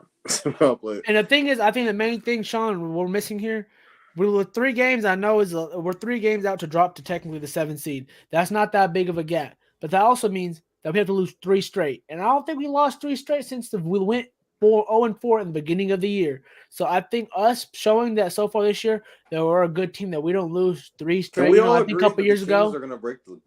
Are we all like in the same boat that they're gonna break the streak, the 17-year drought? Oh, knock on wood. We're all saying to make the playoffs. Oh, we I all. hope. They're gonna make the Yes. playoffs. All right. Okay. If we get out the playoff, we're gonna have to come here and really get on our guys because it's catastrophe. I can't even say that word right now. Finish Rob. Catastrophe. How you say that word, Sean? Catastrophe. Catastrophe. I'm over here. Catastrophe. Thank you, Jaevon. Catastrophe. Cav, clip I'm that over here too. stuttering. Why are you clipping all my negative moments, Vaughn? Hold on now. Because That's kind of guy he is, man. He's a Celtics I know, fan. Cam. Thank God Gary's Cam a don't be clip thinking like machine, this. man. Anyway. Oh my God, Gary! Did you see his shirt? It's gonna be epic collapse. Oh, You yeah, missed the Gary. shirt. Gary, you missed the shirt. You got to see What the is shirt. it? Read it out So loud. Jaevon, read the shirt for I him. can't really read it. You like, know, in the end, what? it says, You know- Four Niners suck. I knew it was a Niners shirt. you See, know I knew it was in a the Niners end- shirt. Cool. You know, It's like in a the Super end, there Bowl. can only be one Super Bowl winner, and the O in one is the 49ers logo for all. But that's for pretty audio lame, only Vaughn. I'm not listeners. gonna lie, brother. That's pretty lame because y'all ain't win shit in the last 10 years. Hey, man. 20, I know, okay. I just try to make sure. 30. I know. That's what I'm. Almost. 45, 47. That's kind of lame. That's good. I'm happy it's not in the frame. Thank the Clip Lord. it, Kev. Clip it. That's all I'm gonna say, man. All right, Flip it. so the official review, and also I just want to get to one of our YouTube comments real quick. Uncle Manny says, with all the teams stepping it up and getting serious now, I see the Kings dropping to like 6th place. Okay, so Gary says 3rd, Jaevon says 4th, Kevin says 5th, Uncle Shaun Manny says- says 6th. Sean is gonna be that guy. Oh God. Playing body. We grabbing one. Let me tell you guys Yeah. why. I haven't even said where I got us at, but let me tell you why. Because I think Jaevon, no, Gary, it was you who mentioned this. I got the Kings at 7th, and here's why. Because I currently look at the standings, and the Kings are 1 game up on the Clippers for 4th. And then, like Gary was saying, the Kings are up 3 games on the Pelicans and the Timberwolves, who are both 3 games back of the Kings right now. And then behind them, 3.5 games behind the Kings right now, you have the Golden State Warriors. And so just looking at the teams, and that's exactly why I marked this podcast explicit, because me and Kevin, we be dropping those F-bombs. But anyways, so just looking at the current Western Conference standing, guys, and I really want to sit here and say in my heart of hearts that the Kings are going to be a top 6 seed. But I'm really just trying my best to put my bias aside and remain realistic.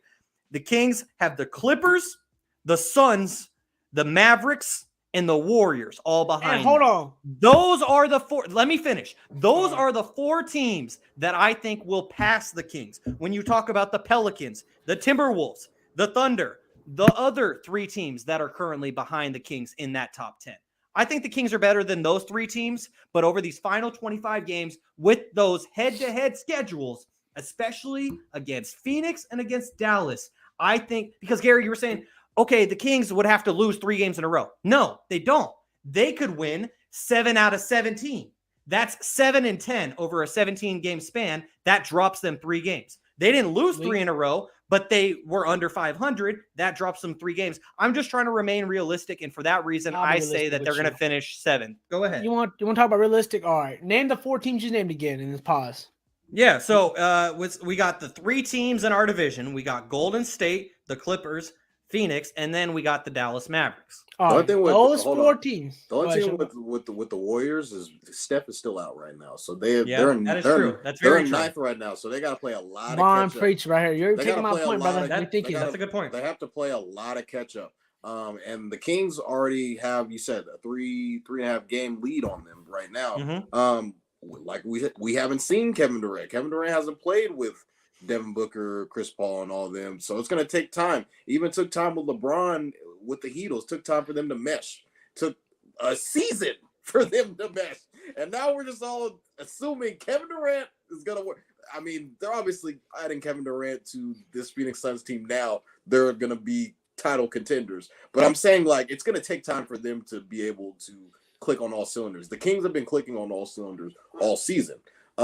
It's like you said, the Mavericks, another team, Kyrie and Luka, they got to play games to mesh with each other. So I think what the Kings have above all of these teams, besides the Warriors, is chemistry. And what chemistry goes a long way. Like we saw with when the Heatles went to the finals. Obviously, they were the better team playing against the Dallas Mavericks, but the Dallas Mavericks had chemistry, and that's kind of what ultimately led them to a victory over LeBron James in the finals. So I think with this Kings team, I think they'll drop a little bit just because, you know, the talent in the West is insane. So, but I don't see them falling out of top 6 just because of the chemistry and the year that they've had all year. So, I mean, I get where you're saying, but like I said, the Warriors have to play catch up without Steph Curry, and this is like the last 20 games of the year. So Steph is probably Steph might be out for another week, and they still might be like around that 7-8 bubble, and then they'll probably get more healthy towards the playoff. And like we said, Kevin Durant and Kyrie Irving, they have to get accustomed to their new team. So, and the Clippers is just another team who I think they've been playing pretty solid. They've been getting healthier. That's the team that I think is going to end up passing you guys, and you guys might be playing. You guys just might swap out because they're 5th right now. I think they're 4th right now, and you guys are 3rd. So I think that's kind of where you guys would drop at. And Gary, I want to get your thoughts on this as well, because you were the one really challenging me on this, and those were very valid points made by Jaevon. Number one, the fact that Steph. I was just going to say very valid points made by Jaevon. Just the fact that Steph Curry is still hurt. I did honestly forget that just when I was naming off those teams, but the Warriors still scare me. They don't scare Gary, but they still scare me. And so those are really good points made. And also, Jaevon, the point that you made about chemistry, we already saw an example of that right before the break with Kyrie and Luka, where in that late game situation, Kyrie was cooking, but Kyrie was trying to defer to the man in Luka Doncic, but Luka was like, hey, he's cooking. I'm trying to give him the ball. They ended up not even getting a shot off late in the game when they had a chance to win. So that all comes down to chemistry, to your point, Jaevon. Gary, finish us out here. Bond, but I don't know if you know, we had a Kobe and Shaq moment right there. I just threw you a lot right there. You took everything I just said and bow, bro. It's simple. You don't even know, bro. You took all the things I was going to say. We was thinking on 3 great minds think alike right now, Vaughn. Literally, so I was going to get on Shaun. I'm like, bro, all the 4 teams that you name, we have everything. Like you said, perfect. We already know. I'm going to go over it again. Chemistry, we already know that you said it. The main thing also you kind of touched on, we can go even more in depth. The reason why, Shaun, I feel like we're going to beat these teams is because availability. And knock on wood, we've been a bit, but our guys, I think Bienemy missed like 3 games. So most maybe 1 or 2, 3 max. We've been knock on wood, y'all. I mean, we all knocking on wood right now because literally knock on wood if you're with me. If you've been available, you feel me? So I think that since them being available, out of all these teams like you mentioned, Clippers, we ain't gotta go. Kawhi, he's just ramping up just now. Phoenix Suns, you know, Chris Paul, Devin Booker, KD, you know, the whole team ain't even played together. And then now I know D Book and Chris Paul just came back, but still, like you said, chemistry winded up. But they gonna stay healthy all year? They've already been dealing with injuries. You know, Dallas, Mr. Kyrie, I love his game, love the man himself. He's really fun to watch. Who knows? He sat last game by All-Star break for no reason at all. I don't know. There was injury. I don't know. He played for he did look fine in the All-Star game to me. So why did he play? You know what I'm saying? So like all these teams that we're naming that they're going to drop off by, the proof is in the pudding that so far we've been healthier than them and we should stay more consistent than them. I think that's how we're going to be able to beat them, Shaun. I think you're right. But you guys are not, Shaun's not lying. There's everyone in the whole NBA community is picking us to drop. So Kev, hope we got to prove these fools wrong and we ain't dropping nowhere. Yeah, it's coming. Straight up. They thought the Timberwolves were bad. Wait till we get in, dog. Locking on D. We got locking on D. Let's get it. Come on now. And I really hope that all 3 of you are right and that I'm wrong and that the Kings do finish as a top 6 seed, because going into this season, we all thought best case scenario was for them to host a play-in game with them either being 7th or 8th. Now I'm saying them finishing 7th is like worst case scenario. Before the season, that would have been best case scenario. And so, you know, I hope you guys are right. 40 wins. 40 wins. That's what we wanted. We wanted 40 wins as seen there at Summer League in San Francisco. And so, you know, I hope I'm wrong and I hope you guys are right. And we shall see. So now, except for Gary does have the Kings remaining at 3. But Kevin, Jaevon, and I, we all think that the Clippers are going to rise. And the Clippers made a move today to pick up Russell Westbrook, who Russell Westbrook was traded to the Utah Jazz, and he was bought out, not sticking around there in Utah. And he was he was rumored to either go to Chicago or Miami, but he ends up staying in LA and playing for the other team in the building, and that is the Los Angeles Clippers. Other buyout moves that have happened is Kevin Love is signing in Miami after being bought out by the Cavaliers. The Cavaliers did say that they will retire his number 0 jersey. Pat Beverley, he's going to Chicago as Russell Westbrook decided not to go to Chicago. And so Pat Bev goes to Chicago. And Gary, I'm going to start things out with you. Yes, because I did hear you mention something as I was going through the rundown. Gary, go ahead and say whatever you got to say. But I also want to ask you after you get that off your chest. Of these 3 NBA buyouts, what's the best move and why? I just want to say quick question. Did LeBron get his jersey retired, Miami? Did I miss that? Well, no, it was well, they had anywhere. You got to retire first. Well, Caleb didn't retire? No, well, they're not going to do it now. Well, yeah, Dan Gilbert said they're going to do it, just like he said when LeBron, not after LeBron left the first time, but when LeBron left he better. But if Kevin Love is getting his jersey retired, then the guy who made the shot has to get his jersey retired. No, too. Kevin, I thought they said they're gonna retire next time you visit LeBron's getting the statue. I was like, bro, what are we doing? Oh yeah, a statue, a street. LeBron gonna have 3 statues. Mark it here. You have one in LA too. I promise you that once he gets one more ring in LA. Shaq. 3. So Gary, which one of these 3 buyouts is retired? The best? Anyways, my bad, I'm going crazy. All right, there was out of 3 buyout guys, Westbrook, Love, and what's the third guy, Shaun? It was Patrick Beverley going to Chicago. Okay, yeah. All right, that was good. I was actually watching Pat Bever's podcast. Shout out to Pat. I like his podcast. Anyways, I think the most significant one, I'll just go through each one real quick. I think the most significant one probably is Westbrook because out of all these guys, he's probably going to get the most minutes on his team that he chose with the Clippers. And let's go through Westbrook real quick. It's funny, guys. Have you heard this before? All right, then someone needs a point guard. They need a spark. They're going back home to LA. Sounds a little familiar to, let me guess, what the Lakers did, bro. Literally what the Lakers did is what the Clippers are doing. But with one caveat. They literally, music playing. All right, Shaun. My bad. Sorry about that. I didn't realize it was still going. My bad. No, you're all good. And the thing is, I know they probably, he talked to multiple different teams. And I'm trying to see, I haven't heard, I don't know, maybe you guys could tell me, but what is his role on this Clipper team? To me, it's to be determined. They always say he said. The starting point guard for the Clippers. Is he finishing the games? You know what I'm saying? I gotta see it to see what is his role. So because the thing about this team is they got shooters. So that's actually a really good fit. I'm not gonna lie. Compared to the Lakers, you know what I'm saying? We already know the Lakers' problem was LeBron's a facilitator and they had Westbrook making poor decisions. And who would you rather have the ball with making decisions? Obviously, LeBron James over Russell Westbrook. The good thing about this Clippers team, a lot of shooters, Batum, Kawhi. We can go through a PG. They got Terrence. Terrence Mann. But they also got Terrence Mann. Oh, Eric Gordon. That's what I meant. They got Eric Gordon. So they got a lot of guys who can shoot the rock. So I guess they can let Westbrook go down and let it act crazy. But I'm just kind of a little iffy here. I love Westbrook. Yeah, I feel like everyone hates on Westbrook, and it kind of sucks. You gotta that's exactly what you're about to do right now. Go ahead. I'd like to continue to shit on him. I'm not gonna shit on him. I'm gonna give him love first. He's a great, nice guy. You can say all that you want, but at the same time, he gives charity. He tips people. He does everything great. You know what I'm saying? But the thing is, he used to be a playoff impact guy, and I don't know if he's a playoff impact guy anymore. And that's the only negativity I see. I feel like it could work with the Clippers just because Paul George and them want him there. But again, Braun and AD want him there.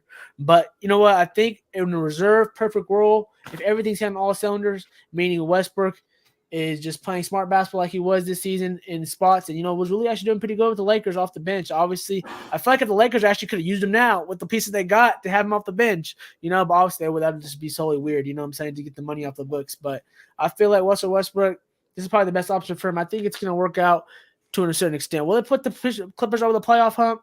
I just don't believe in the Clippers at all. I already been left out. I never hopped on the Clippers boat, and I ain't never hopping on. I don't think the Clippers are ever going to win a championship with these guys as the head of the helm, because I just don't think that they're not going to be healthy enough to have that whole playoff run. Every time they get close, something happens. So that's my opinion on Westbrook, and I'll let you guys touch on the other guys real quick. All right. So, Jaevon, in your opinion, which one of these 3 buyout guys is the best move and why? Yeah, definitely. I got to go with Russell Westbrook as well. I do want to touch on Kevin Love for a little bit. Kevin Love has been kind of hurt for the whole month of January. I think he broke his hand or messed up his hand. And he kind of really just fell out of the rotation. But Kevin Love is a guy who can definitely stretch the floor for you. You can get rebounds. He's not much of a defensive presence anymore. But he's a guy that can go get defensive rebounds, clean the glass for you. He can definitely finish games for Miami too, down the stretch, and be able to just stretch the floor out and just knock down threes. And I think that's kind of what Miami needs. I think they're like one of the league's worst 3-point shooting teams. And Kevin Love adds, to that to be able to stretch the floor. As far as Russell Westbrook goes, I think the team dynamic, you just look at it from a pure basketball standpoint. This Clipper team kind of has is a way better shooting team than the Laker team was. Russell Westbrook is just a pure slasher, a guy that can just get to the basket one-on-one. There's going to be guys, a lot of guys were helping off of him when he was in LA because they didn't have shooters. I feel like now guys can't really help off him when you have shooters like, PG, you have Batum out there, you can have an Eric Gordon out there. When you surround Russell Westbrook with shooters, I mean, hey, he did it in OKC. He won an MVP that year. So I just think Russell is going to be able to. I think he's going to start because they don't have a point guard right now. He's going to fill the void that John Wall was supposed to be doing when they signed him in the offseason. I think Russell's going to be that and some. So, facilitator. Yeah, I think Russ is going to be. He's going to be better just because this team fits him a little bit better than this Laker team does. All right. And so, Kevin, are you going to make it unanimous to where Russell Westbrook is the best move among these buyout candidates? Because Russell Westbrook is a former MVP, but I mean, Kevin Love, he's a multiple-time All-Star, and he's going to have his jersey retired in at least 2 places. I would think that he is getting his jersey retired in Minnesota as well. So, Kevin, are you going to make it unanimous that Russ is the best of these buyout moves? 100%. And what Garry and Toddy mentioned already, they have the length, they have the depth. They definitely have a chance with Russ coming in. Of course he's got to be the starting point guard. They were having Terrence Mann run the one, and that was looking real ugly, and Bones isn't ready yet. But just to have Russ go in there and contribute, he gets to be the third star. That starting five is going to be kind of scary if you think about it, with Russ, PG, Kawhi, either Marcus Morris or Covington, and then Zubac. He's been playing at a great level. Are they too deep, Kev? Is there such thing as too deep? I feel like there is a little such thing as too deep. I'm not gonna lie. I just think they have the same player with Norman, Powell, and Eric Gordon. Yeah, I'm not gonna lie. Like, unless chemistry's perfect, too deep does sometimes, But Miles Plumlee off the bench has been doing his thing with 12, 10, and 4 assists. So they're going to have the depth. They have the coach. So I definitely see him going on some kind of revenge tour. I can't wait to see Lakers versus Clippers now. Oh, man. He was averaging 19-6 boards and 8 assists coming off the bench. So just imagine him with those extra 8 to 10 minutes. We could be looking back on this, Russ averaging another triple-double. Probably not 20 nothing, but 10, 10, and 10 maybe. Ulrika sabotage the whole thing. Well, Garry, I guess we'll just have to wait and see. And Kevin, I'm glad that you mentioned a guy like Mason Plumlee, because that's a guy who the Kings really were targeting. Dookie, of course, right? And so that Mason Plumlee was another guy that the Kings were targeting at the trade deadline, and the Clippers were the ones who ended up getting him. So that was an underrated addition for the Clippers, in my opinion. And for our YouTube, and I got you, Garry, for our YouTube and Twitter audience that might have just seen me take a picture of my TV or something that's to my right, it was because I have SportsCenter on the screen, and they put up a really good stat about Russell Westbrook that I didn't want to miss. So we all think that he'll probably be the starter for the Clippers as the point guard, because John Wall's gone. Terrence Mann isn't a true point guard, really. And so we think that he'll be a starter. But if he does come off the bench, he's been one of the best players off the bench this season, as he ranks in the top 4 in minutes, points, assists, steals, and triple doubles.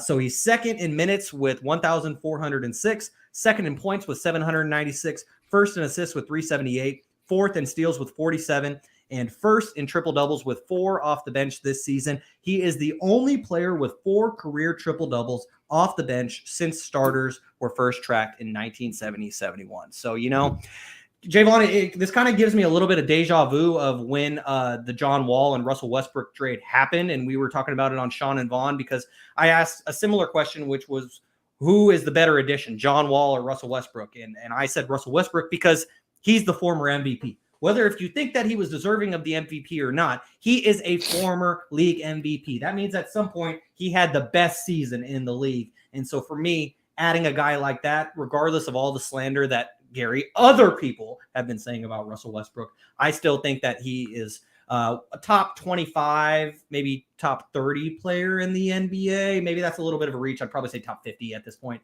I realized it once the 25 came out of my mouth. More likely a top 50 at this point.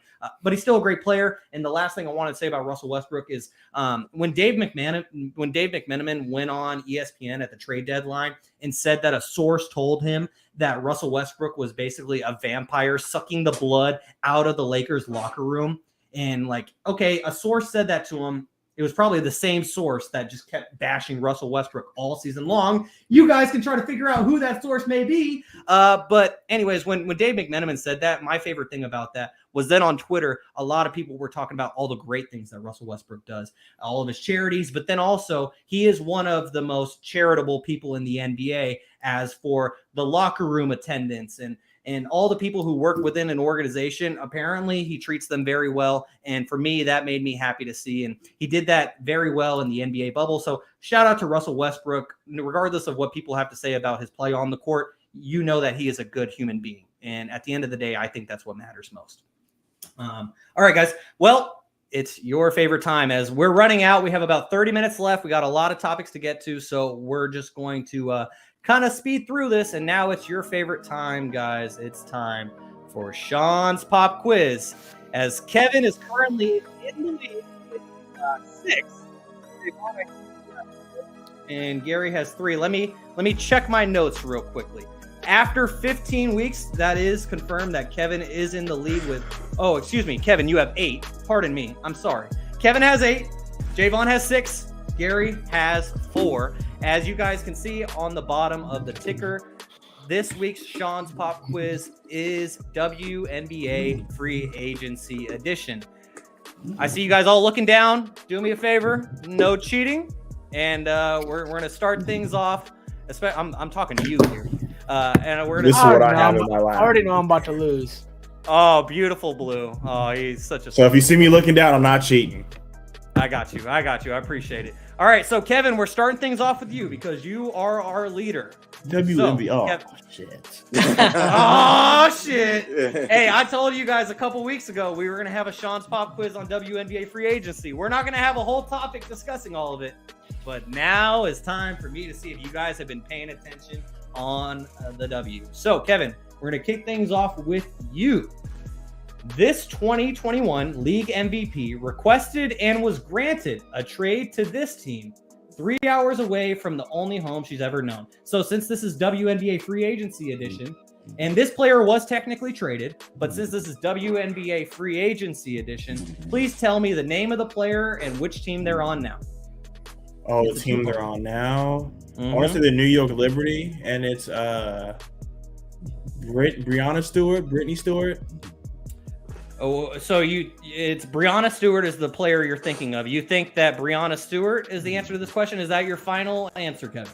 It's the only one I got. I know it's not Candace. I'm about to say, if this is right, it's the only answer I knew. I'll say, yeah, it ain't Candace. And I also will allow you guys to steal if you can or want to try. So this 2020, anyone? So Kevin, you're wrong. Sorry. Does anyone else have a guess before I reveal this answer? No. Okay. No, yeah. Candace. Unfortunately No, she was in Chicago. I know she left Chicago. So right? This 2021 League MVP requested and was granted a trade to this team 3 hours away from the only home she's ever known.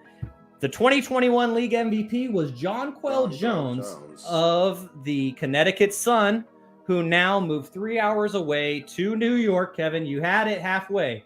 Jonquel Jones got traded to the New York Liberty. And when she requested her trade, it was the only team that she was requesting to be traded to. She wanted to go to New York. All right. So Kevin misses out on a point there. Jaevon, now on to you in second place with 6 points through 15 weeks. Jaevon, this 4-time All-Star and WNBA champion left the only home she's ever known when she signed with this team. 4-time. Wow. Damn. I'll repeat the question one more time for our audio-only audience when you are thinking of your question in these 10 seconds. So, one more time. This 4-time All-Star and WNBA champion left the only home she has ever known when she signed with this team? Candace. Who is this, Jaevon? Candace. I see you, Kevin, for the steal. I got you. Candace Parker. Is that your final answer? My final answer. That's the only That is answer I had incorrect. to. That is incorrect. Damn Kevin? it. Do you have another answer other than Candace Parker? Do you want to try to steal, Kevin? Nah, I read the question wrong. I thought you were asking what team she is now with. That was my answer, but no, that's the same guess I have. So it's Candace. Everything is Candace. Yeah, no, because she's on Yeah, GSP and that's she great. talks about. I know Yeah. she won the chip. She left Chicago. All right, so this 4-time All-Star and WNBA champion that left the only home she's ever known when she signed with the New York Liberty. The answer to this question is Courtney Vandersloot, former point guard. Vandersloot left? Courtney Vandersloot left Chicago, the only team she's ever known, and she signed with the New York Liberty. And as a Liberty fan, Bro, Liberty I might absolutely win, bro. That's the super team, right? It's the Liberty. It's the Liberty and the Aces. Aces. Yep. All right. So Jaevon misses out on a point. Now, Garry, on to you. This 2-time Finals MVP recently advocated for charter travel during her free agent negotiations before signing with this team. So another 2-parter. We got the player and what team she signed with. And I'll read it one more time while you think about it, Garry. This 2-time Candace. Finals MVP Candace recently Parker. advocated for charter Candace Parker. travel during her free agent negotiations before signing with this team. Who is your guess, Garry? Candace Parker. I don't think is she 2-time champion? I don't think so. Unfortunately, that answer is wrong. It is Damn not it. Candace Parker. So Candace Parker is a 2-time NBA champion, Oh, I and knew that. she. See? WNBA Yeah. champion. Yeah, thank you, Jaevon. I appreciate that. She is a 2-time WNBA champion, but no, this answer is not her. So this 2 times Finals MVP recently advocated for charter travel during her free agent negotiations. Oh, before hold on. signing with this team. No, Nope, too you already late, got it wrong. too late. You already got it wrong. I'm sorry, Garry. Gary, you already got it wrong. You want to take a swing at just it, go even ahead. though You it know won't what? count? I might even get it wrong again twice. Let's just No. say it. I feel like I you're forgot her gonna name, get Shaun. Don't let me say it. Go. it. Okay. All right. This is why Sean's No, not I would say exists Diana for Taurasi, education. but I don't think so. No. Unfortunately, it's not Diana Taurasi. No, she's still in the league. Just She's re-signed still- with Phoenix. That's the GOAT. 2 years. Anyways, so in 2 years. Exactly. So the answer to this question of this 2 times Finals MVP recently advocated for charter travel during her free agent negotiations Brittany before Griner. signing with this team, the New York Liberty. Jesus. She signed with the New York Liberty. All 3 of these were the New York Liberty. That was the Sean Liberty likes player. the New York Liberty. I like the New She York went to Liberty. Oregon. No, it is not Sabrina Ionescu. No, okay. No. So this 2-time Finals MVP, Kevin, it's Brianna Stewart advocated for charter travel Yeah. during her free I agent said that. negotiations. No, you I, said li- I, Candace na- I named both. I literally said both. Though. I said And you- I said Brianna Stewart, and then I said Candace. Oh, okay, for sure. All right. Gary. Go back. I promise you, I said both. Gary, yeah, and cover you- my and- grounds. Yeah, and you have to answer with one name. That's how you get it correct. Is you answer with one name. Anyways, Brianna Okay. Stewart Shout out before to she signed with. WNBA. Yeah, shout out to. Okay, so guys, you may think that we're done, but we have a bonus question. Uh-oh. This 7-time All-Star, 2-time MVP, and 2-time champion just made history in Utah this past weekend after recently signing with this team. Jaevon, you had your hand up first. Wait, you said in Utah? Say it. This 7-time, Jaevon has the chance to answer Candace. this question first. Candace Well, Parker. there you go. It is Candace Parker. Let's go, baby. I knew you guys were going to be guessing Candace on every single question, and so that's why I made it the bonus question. Jaevon gets a point. Jaevon is now at 7. Kevin's at 8. Jaevon's at 7. Gary is at Shout out 4. Alyssa. Shout out Alyssa, Kev. Got the Dutch. Hey, babe, Johnny tells you out he had a Dutch Bros cup. We were talking about how nasty that shit is. Yeah. Yeah, they're all Starbucks people. Who is? That's disrespectful to try to bring me into that right now. I ain't got time to argue. Yeah, tell her about What it. do you Let him mean? know. Listen, let him know. What's time Tell drinking? Tell What are you Alyssa drinking, to hop Toddy? on the mic. Tell her to shout her hood out. Tell her to shout out What are you drinking, Toddy? It's a what is it? It's a Palm Beach Rebel. That's Palm what it Beach is. Rebel. Oh, okay. Not bad. Dutch Bros is Rebel. good. Dutch Bros is solid. Yeah, he needs energy. You want something real good to drink, bro? You go to Starbucks. Dutch I Bros is like overpriced. Dutch- Kevin doesn't drink at Starbucks. They so- overpriced. You ain't lying about that, kid. Overpriced. I like The they got a people lot are of fake different happy to flavors. see you. I know you know Oh, you're getting other Come on. people now. We're getting Tell other it, people hey, now. is the Nah, I straw fuck with thing a Josh myth? Rosen. That's my Ask her, business, ask her, bro. is the straw thing That's is it a crazy. myth? When they could be giving people the colored straws, is it a myth? Babe, is the color straw thing a myth? Yes. She Thank said you. yeah. I knew it. What I is knew the it. what's the myth about it? I think the orange ones are cute. No, there's none. They just be Yeah. giving people. I was Random like, colors. Yes. Oh, they're trying to say like if they give you a certain color, it means something. Yeah. Oh, I Yeah, never like, heard that oh, before. That's you're crazy. cute. Oh, you're ugly. Oh, you're weird. Like things like That'd that. be That's funny. Yeah. supposed straw meanings, but Yeah. okay. That's Shout crazy. out to Kev's wife Alyssa for debunking that myth. We need that- more. that- We need more. We need to give her our own segment, Kev. What do you think? Oh gosh, so you can talk about the Blazers. I live with the what is it? The 11th place, 12th place Blazers. Ah. Yeah, I don't know 3 about point that. champ. Home of the 3-point champ. They brought it up. I don't talk about the Blazers ever.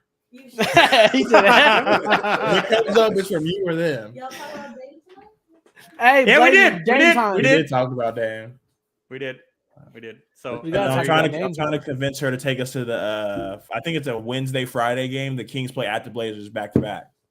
Oh, you gotta go. That's the only time Kev goes to Blazer games if they playing the Kings. Yeah, bro. And I get to see Cam. Yeah. They gonna get me there all the time. I was hoping, bro, for a Kings Blazers playoff series. That'd be fucking crazy. Not gonna happen. Yeah. And for Because those Kev of gets you to go to all the who- games. Exactly. Yeah. For Back those of home. you who might not already know, Kevin lives in Oregon. Where in Oregon? I don't even know the city that you Don't live get the drop all the way, Kev. in. Well, Portland. Of course, bro. My op be watching. yeah. Kevin's like, here is my current location. Precisely. Don't put the Here's my location on the pin." flyer now. Yeah. All right. So, guys, let's close it out with some NFL news here in these last 15, 20 minutes. So we did talk briefly about NFL coaching news last week. Well, the NFL coaching news after this week has come to an end because the final 2 head coaching positions were filled officially by former Eagles coordinators as the Colts officially hired Eagles offensive coordinator Shane Steichen as head coach. Shout out to Shane Steichen from Oak Ridge and El Dorado Hills.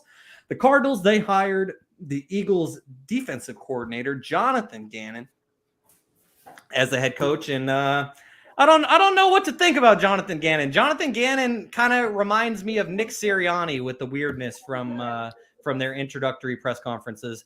Anyways, Jaevon, I want to throw it to you first on this one, just real quickly. Which head coach do you think will do better? Do you think it's going to be the former defensive coordinator of the Eagles or the former offensive coordinator? We got Shane Steichen with the Colts, and we got Jonathan Gannon with our rivals, the Cardinals.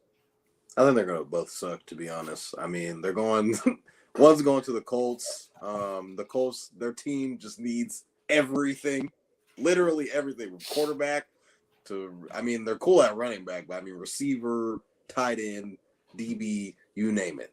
They need some help over there. Even though they do have Gilmore, I think, is over there. And they got Pat McAfee supporting them. There we go. They might need a punter. So Pat might need to go out there and suit up. As far as the Cardinals go, Kyler Murray is going. So I'm so glad we brought this up. So I was talking to my boy Charles. Shout out to Charles. He's a diehard Cardinals fan. He came into the shop the other day and was like, because he was asking, like, so what do you think about, the head coach hiring that they got? I was like, well, here's my scenario for the Cardinals. I think the Cardinals should tank. The Cardinals should tank all next year because Kyler Murray's going to be out. Probably he's going to miss like 8 games. Caleb Williams. Kev's making faces left and right. Come on. You tank all next year and you get Caleb Williams. Why not? Kyle Murray's good. What's wrong with Kyle Murray? Kyler Murray is not Caleb Williams. I think DeAndre Hopkins is out, so I think you get draft capital for him.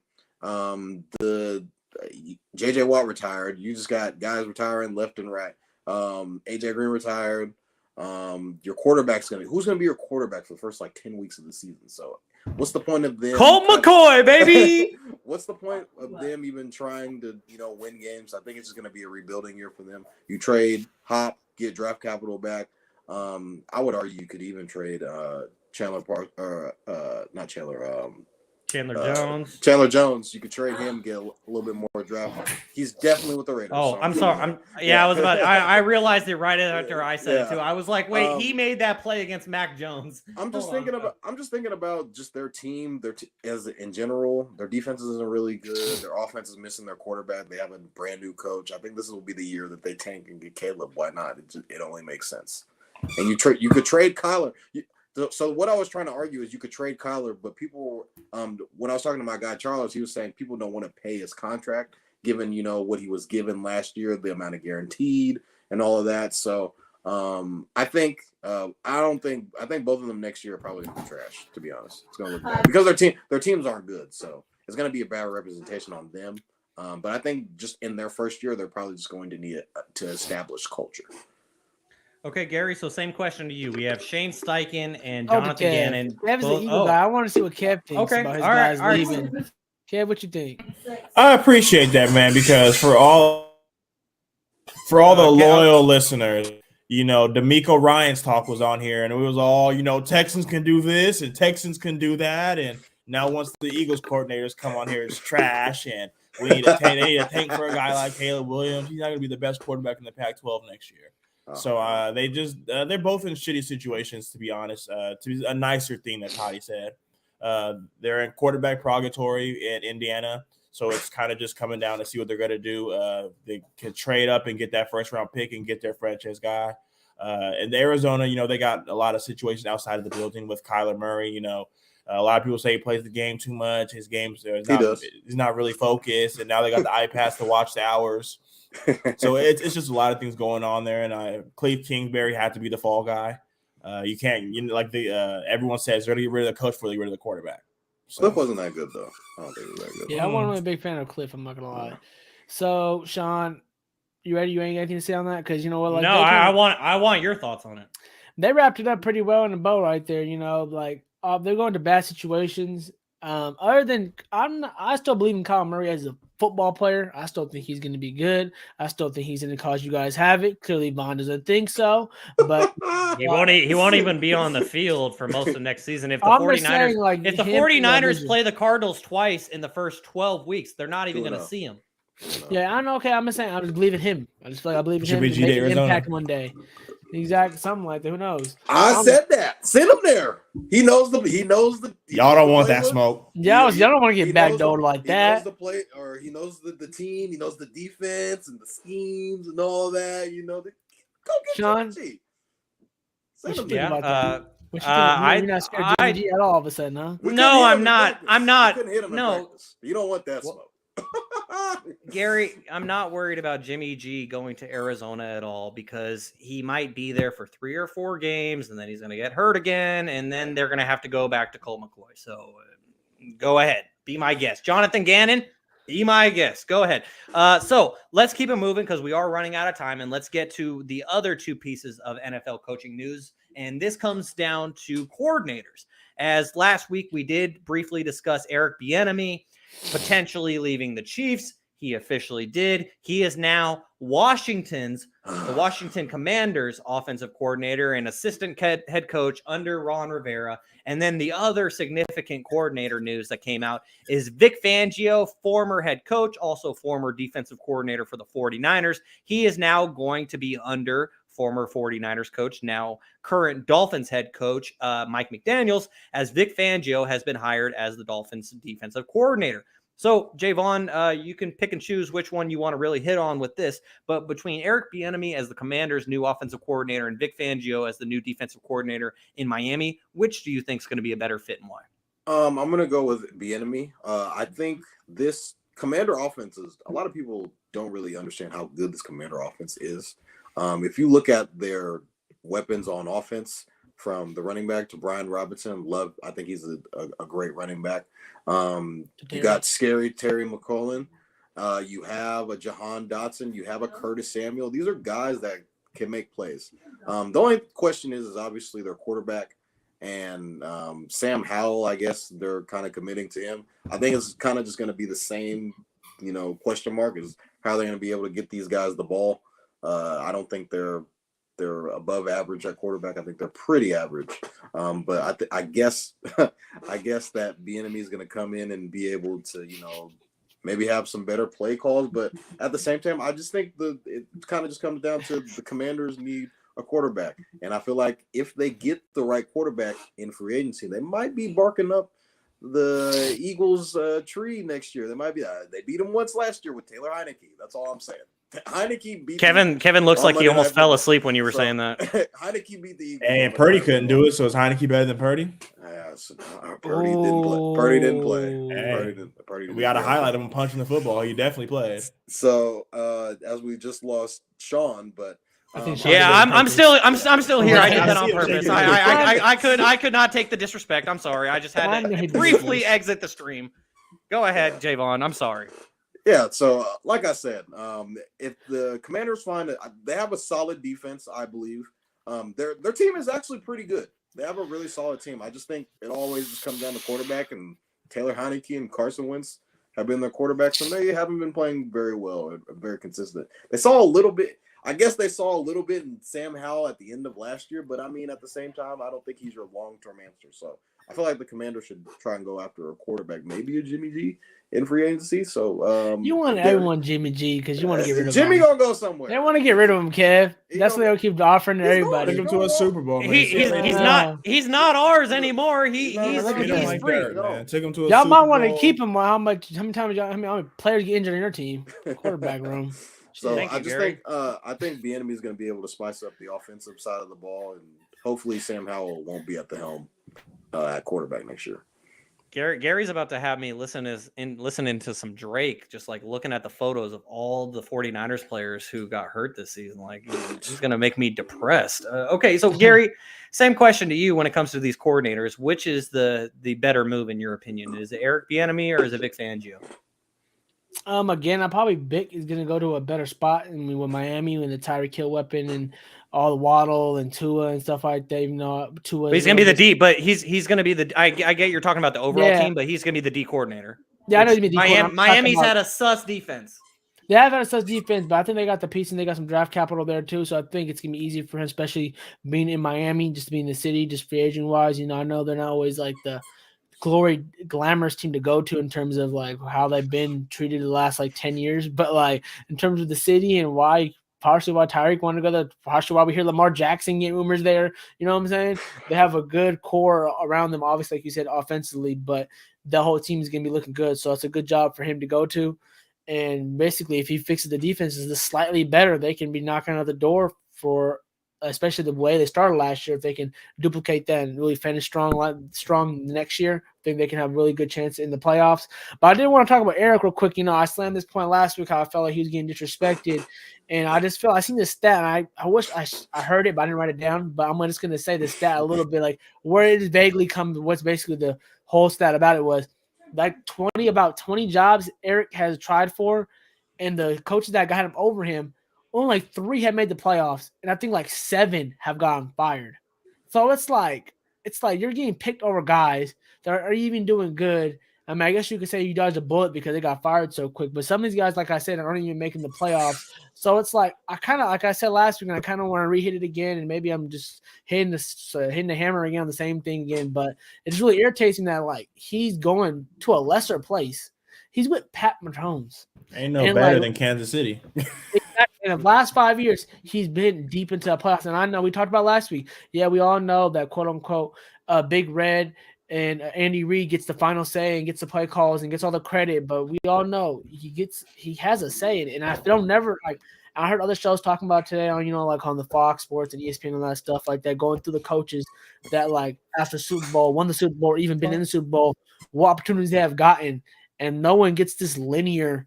Everyone gets to go up if you get to make it to the bowl. And like he has to take this linear thing to grow in his career, which just solely sucks. But like, hey, you know what I wanted to say to Eric, you know what? Go prove these fools wrong. Go get your credit, show them what's up, make this team better, and make this offense popping and cracking, because I guarantee that he's going to get a lot of credit and he's going to get the respect he deserves next year, and make everyone who passed on him these last 20 times while you guys be funny with this pop-up right here. Shaun, that was... I'm sorry.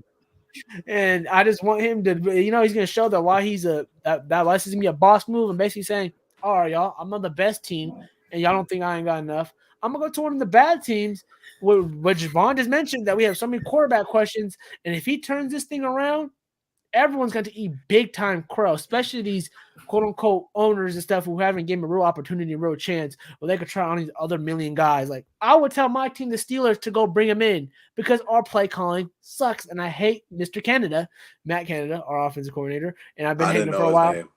I know, Zach. I got you. Disrespect. You ain't got to take that, Gary. It's okay. Exactly. You don't know his name, man, because he ain't doing nothing particular with all the weapons we got. But we've been having for the last 10 years. We all know Steelers draft good for rushers. Anyway, side note, I'm just saying, like, this guy deserves an opportunity, and it sucks to say that he has to take a sidebar. And I think I've seen like two of the coaches have only, like, I forgot the names of the coaches, but only like two of the coaches who had really had to do this, and they've actually like did something positive. All the coaches who usually go aside and do this don't end up working out. So I feel bad for Eric, and I hope he doesn't. I hope he's the outlier in this situation, and he really just makes everyone pay and get some respect because he deserves some respect learning under these coaches. And he deserves respect. And we already know what it is. We could say it's playing face racist. It could be undercard racist. It could be not, owners might say, oh, we're not, it's something racist. It's pretty proofs in the pudding. Any which way you want to look at it. You can say it's flatly feeding your face or they don't know, it's undertone, whatever you want to say, characterize it as, it's pretty much racist. So you could just see it from the outside looking in. All the signs are pointing to it. And there's no point in sugarcoating nothing about it because these guys got to be held accountable. And they're not raising eyebrows and talking about, can this guy call plays and stuff when they see other coaches? But all of a sudden, when they see this guy going to playoffs every year, they can't give him a fair opportunity, fair chance. So, you know what? I just hope he makes everyone pay and eats these words. Simple as that. Yeah, and Kevin, before I get your thoughts on this to close us out on this topic, I just want to just also add to what Gary was saying is like, I really like try not to mention like racial things, like unless it's like really evident. But the example that proves to me that this is racial bias is the fact that a guy like Matt Nagy had the exact same path as Eric Bienemy, where he was an offensive coach with Kansas City, and he's the guru for Andy Reid, helping make it all work, and he's able to get a job as a head coach in Chicago 5 years ago. Eric Bienemy was there damn near the same amount of time. Matt Nagy gets the job 5 years ago. Here we are 5 years later. Eric Bienemy is still struggling to even get head coaching interviews, and now he has to go take a lesser job just to prove some of these racial tropes wrong. Like the Matt Nagy example is probably like when I realized that was probably the thing that pissed me off the most, because it is direct comparisons and parallels, Gary, that it just makes it obvious. And one thing, I bet you Kev can answer this question. I obviously don't know off the top of my head, but I bet you the year that Andy went with Philly to the bowl with McNabb, then I bet you the offensive coordinator, I bet you I could bet money he had a chance to get a head coaching job. I don't know who your offensive coordinator that year was, Kevin, but I bet you he had an opportunity and bet you had a chance. I promise you that. I bet you. We got to look back at it right now, but I bet you he had a chance. You know what I'm saying? So those years, Andy wasn't calling plays. Those guys weren't getting credit. Those guys were getting opportunities. So it makes no sense. It's pretty – all the players on the KC have been saying it. It's pretty fatally obvious. So he took it on the chin, and he's about to prove everyone wrong. Simple. Kevin, close us out on this topic and give us your final thoughts. Man, Washington is where football dreams go to die. Man, so, don't say that. It's cool that he went there. As an Eagles fan, I'm definitely scared to see what he can turn that offense into. They're young. They're in quarterback purgatory. So once they kind of get to fill those holes will be good. But the fact that you have to play the Eagles twice a year and the Cowboys twice a year, like you can say what you want against the Cowboys. And now the Giants are up and coming. Jaevon, he's not wrong. It's a hard division to play in, man. And you're not wrong right now. And this is if you think about it, it's a defensive-minded division. And the Commanders, that COVID year, gave him the opportunity to really showcase that defense. So he's got half of the pie already, but he's got a lot of holes to fill and not a lot of time. So the offense, the NFC is only getting better in our division in particular. So it's going to be hard for him to do anything. So it's going to be hard for him. But welcome to the Jalen Hurts division, and best of luck to you. I promise you won't hit us with that play call for the rest of your time in Washington. Y'all split this year. Even though he's going to – Hold on, Gary. Y'all split last year. Put $100 on it. Split? If you honestly believe it, put $100 on it right now before anything happens in the offseason. Okay. Y'all split last year. Easy money. All right, let's get the handshakes to the screen. There, all right, there you go. Gary and I as witnesses, there you go. Jaevon says that Washington will beat the Eagles at least once this upcoming year. Gary, give us your final thoughts so we can close out this topic. No, but I know Kevin said, Washington's where players go to, basically die, he said, and the coaches maybe too. But I think the one good thing that's coming out of this for Eric is if he does flip it around, and if he doesn't, if he flips around, he's getting a lot of credit. Second of all, if anyone could do it, it could be him because he got literally. Y'all better watch out because he's gonna bring the whole playbook from KC to the NFC, and we're gonna see if he can make Mr. I don't know. I think who's back. Is it Heineke the backup right now, or somebody else for the KC? Hey, whatever. He made him look solid. So you know what? You should be a little bit scratching your neck, Kev. Maybe not your head, but scratch your neck a little bit on that one. Hey, Wes, what was the score in the Minnesota Viking game? Hey, we didn't split that one. Hey, well, for our audio, that's what I'm saying. They beat y'all on Monday Night Football at home. Bro, we beat ourselves. They just happen to be the team on the other sideline. Got you, Heineke. I mean, that's fine. I hope he holds those green and white J's in free agency because he's probably never going to see the field again unless he, plays for Pittsburgh.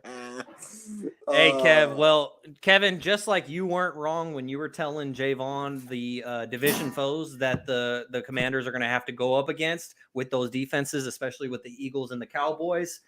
Our guy Wes, he's also not wrong. Stats over politics. The Eagles did split with Washington this year, and we'll see if Jaevon is right, and that ends up repeating itself. And Jaevon either we went undefeated in the division last year, so I mean. And Wes says he quotes, and for our audio only audience, Wes said, "quote We beat ourselves," as he quoted Kevin, and he sent an eye roll emoji. Kev's only let one team talk shit to him. It's KC. It's only you be damn. I ain't taking none of that shit. I'm not sad no more. I'm back on my bullshit, bro. I'm with all the smoke. I ain't hearing none of that shit from nobody. Except with KC. There we go. Hey, all right, guys, we're running out of time. I want to get to these last two topics really quickly as Blue is getting very excited. And so real quickly, guys, Derek Carr, he was officially released by the Raiders. And don't let him go to the Commanders, Kev. And Las Vegas saved. Don't let that boy go to the Commanders. Not Derek Carr. Oh no! Playoff games. Oh no, Derek Carr's coming to town. So by Las Vegas, I'm sorry, Gary. I'm just trying to get us out of here. So with Las Vegas cutting Derek Carr, they officially saved $40.3 million that would have been guaranteed on February 15th for the 2023-2024 season. And so now, just real quickly, let's just go around. We're just going to leave it at this. Let's just give a prediction. Where does Derek Carr go? Jaevon, I'm going to start with you, then Gary, then Kevin. Jaevon, where does Derek Carr go? Just tell me a team and we'll move on. Jets. Okay, Gary, where does he go? Where's his options? Jets, the Durs, the Cardinals, the Bucks, the Steelers, the Commanders. Hey, why do you say Steelers? I hate you. You'd rather Kenny Pickett over him? Yes. All right, Gary, just tell us where Derek Carr is going. Derek Carr is gonna go. I guess I've seen Jets everywhere, but I want him to go to a team that has some stability, has a chance to win, pull a little bit of a Ram situation. So I would say let's go take him to Miami or something like that. Let's take him to somewhere where he has a chance. So I'll say let's take him to Miami. There you go. I'll give him Miami. All right, Derek Carr to Miami. Even though Tua Tagovailoa. So. I'm sorry, Gary. I didn't mean to cut you off. Was that for Derek Carr to go there as a backup, but knowing that Tua has all of those head injuries? No, that's knowing that maybe they're going to sell their rights on Tua here and they're going to move forward because their team is ready to blast off. He needs a team that's ready to blast off. And maybe that team, the Vikings. Stop it, Kevin. Stop it. Go ahead, Gary. I'm just naming some teams that that run the mill. I haven't seen I haven't seen a list. I don't know if you guys have seen a list of Derek where he wants to go. That'll be more better. But what I'm just thinking at the top of my head right now, I just want a team that he got doesn't have to be in toxicity like he was in Raiderville. Go somewhere. All he needs to worry about is winning. So established.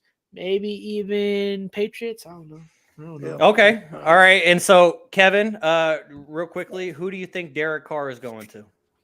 The Bucks. Ooh. Okay, so we have opportunity to get Toddy or Gary was talking about, so I definitely think that's going to go to the Bucks.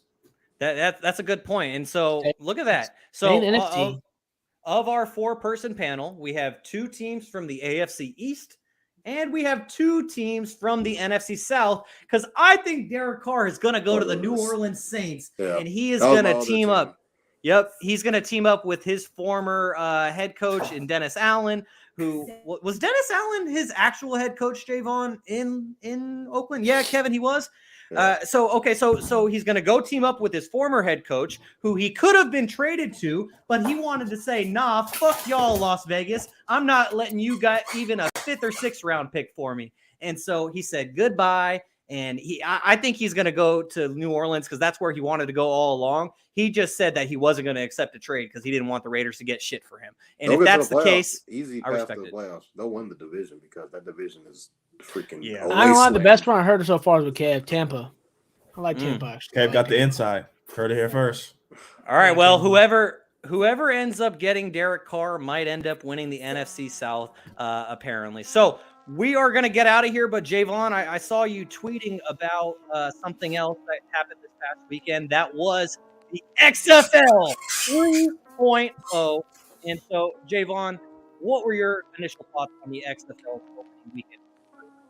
I mean, I was trying to gamble on it. I couldn't find where I could bet on it. I was trying to figure out. I saw this guy post. He was going off based off the uniform. So I thought it was very entertaining. I thought the competition is good, but I think it's very entertaining just to see guys. It's very familiar faces. Like, you'll see guys that I also watched in college that never really made it, or guys that you saw in the NFL that kind of just rejected and now they're in the XFL. So I thought it was pretty cool just being able to see, familiar faces out there. Josh Gordon caught a touchdown pass. You saw The Rock out there. I thought it was pretty cool. And then them being able to go in when they do reviews. They're in the little headquarters space and they're watching the guy kind of review if it was a catch or if it was a fumble or, kind of when there's a dead ball and they review plays. So kind of being able to see that is pretty cool. I think the NFL should do that. I really like the XFL starting this past weekend as well. Kevin, what were your thoughts on the XFL starting this past weekend? You're still muted, Kevin. You're still muted, bro. Appreciate that. We appreciate. I've been watching you, bro. You've been constantly. He's on it right now. I understand what it's like to have a puppy, so I totally get it. I appreciate you keeping your finger on the mute button. And so, what were your thoughts on? Yes, sir, man. You ever got a question to vote on, man? Vegas Vipers all the way, man. Want to shout out to my boy, Mr. Harriel, man. Antelope Star, Mr. on the team? Star, starting for the Vipers, tight. Man. I'm betting Vipers money line every week, baby. Stingers up. Shout out to Mr. Harriel. I ended up watching. They have a XFL documentary that's on ESPN Plus, and I watched the first episode of it today. It was actually really good. I really liked it, and they even featured a guy from Sacramento on there, which I thought was from the XFL. Awesome. They have a documentary, Kev or Shaun? Yeah. It's on ESPN Plus. It comes out one episode every week, and so this first one was about everything over the last 6 weeks of preparation. It was really good. Highly recommend it. It's really good. And also the meaning behind the league for Dwayne The Rock Johnson and his ex-wife and business partner, Danny Garcia. Their reasoning as well was great. Anyways, guys, we got to get out of here. This was a long episode. We appreciate you all for tuning in. Thank you guys for sticking around. For Jaevon Toddy, for Kevin Dent, for Garry Singh, I am Shaun Holko. For Blue, for Alyssa. We appreciate you all for tuning in. Episode number 16 of Stats Over Politics. We will catch you all again next Monday. And make sure to subscribe on YouTube. Peace. Share, like, subscribe. Thank you, Garry.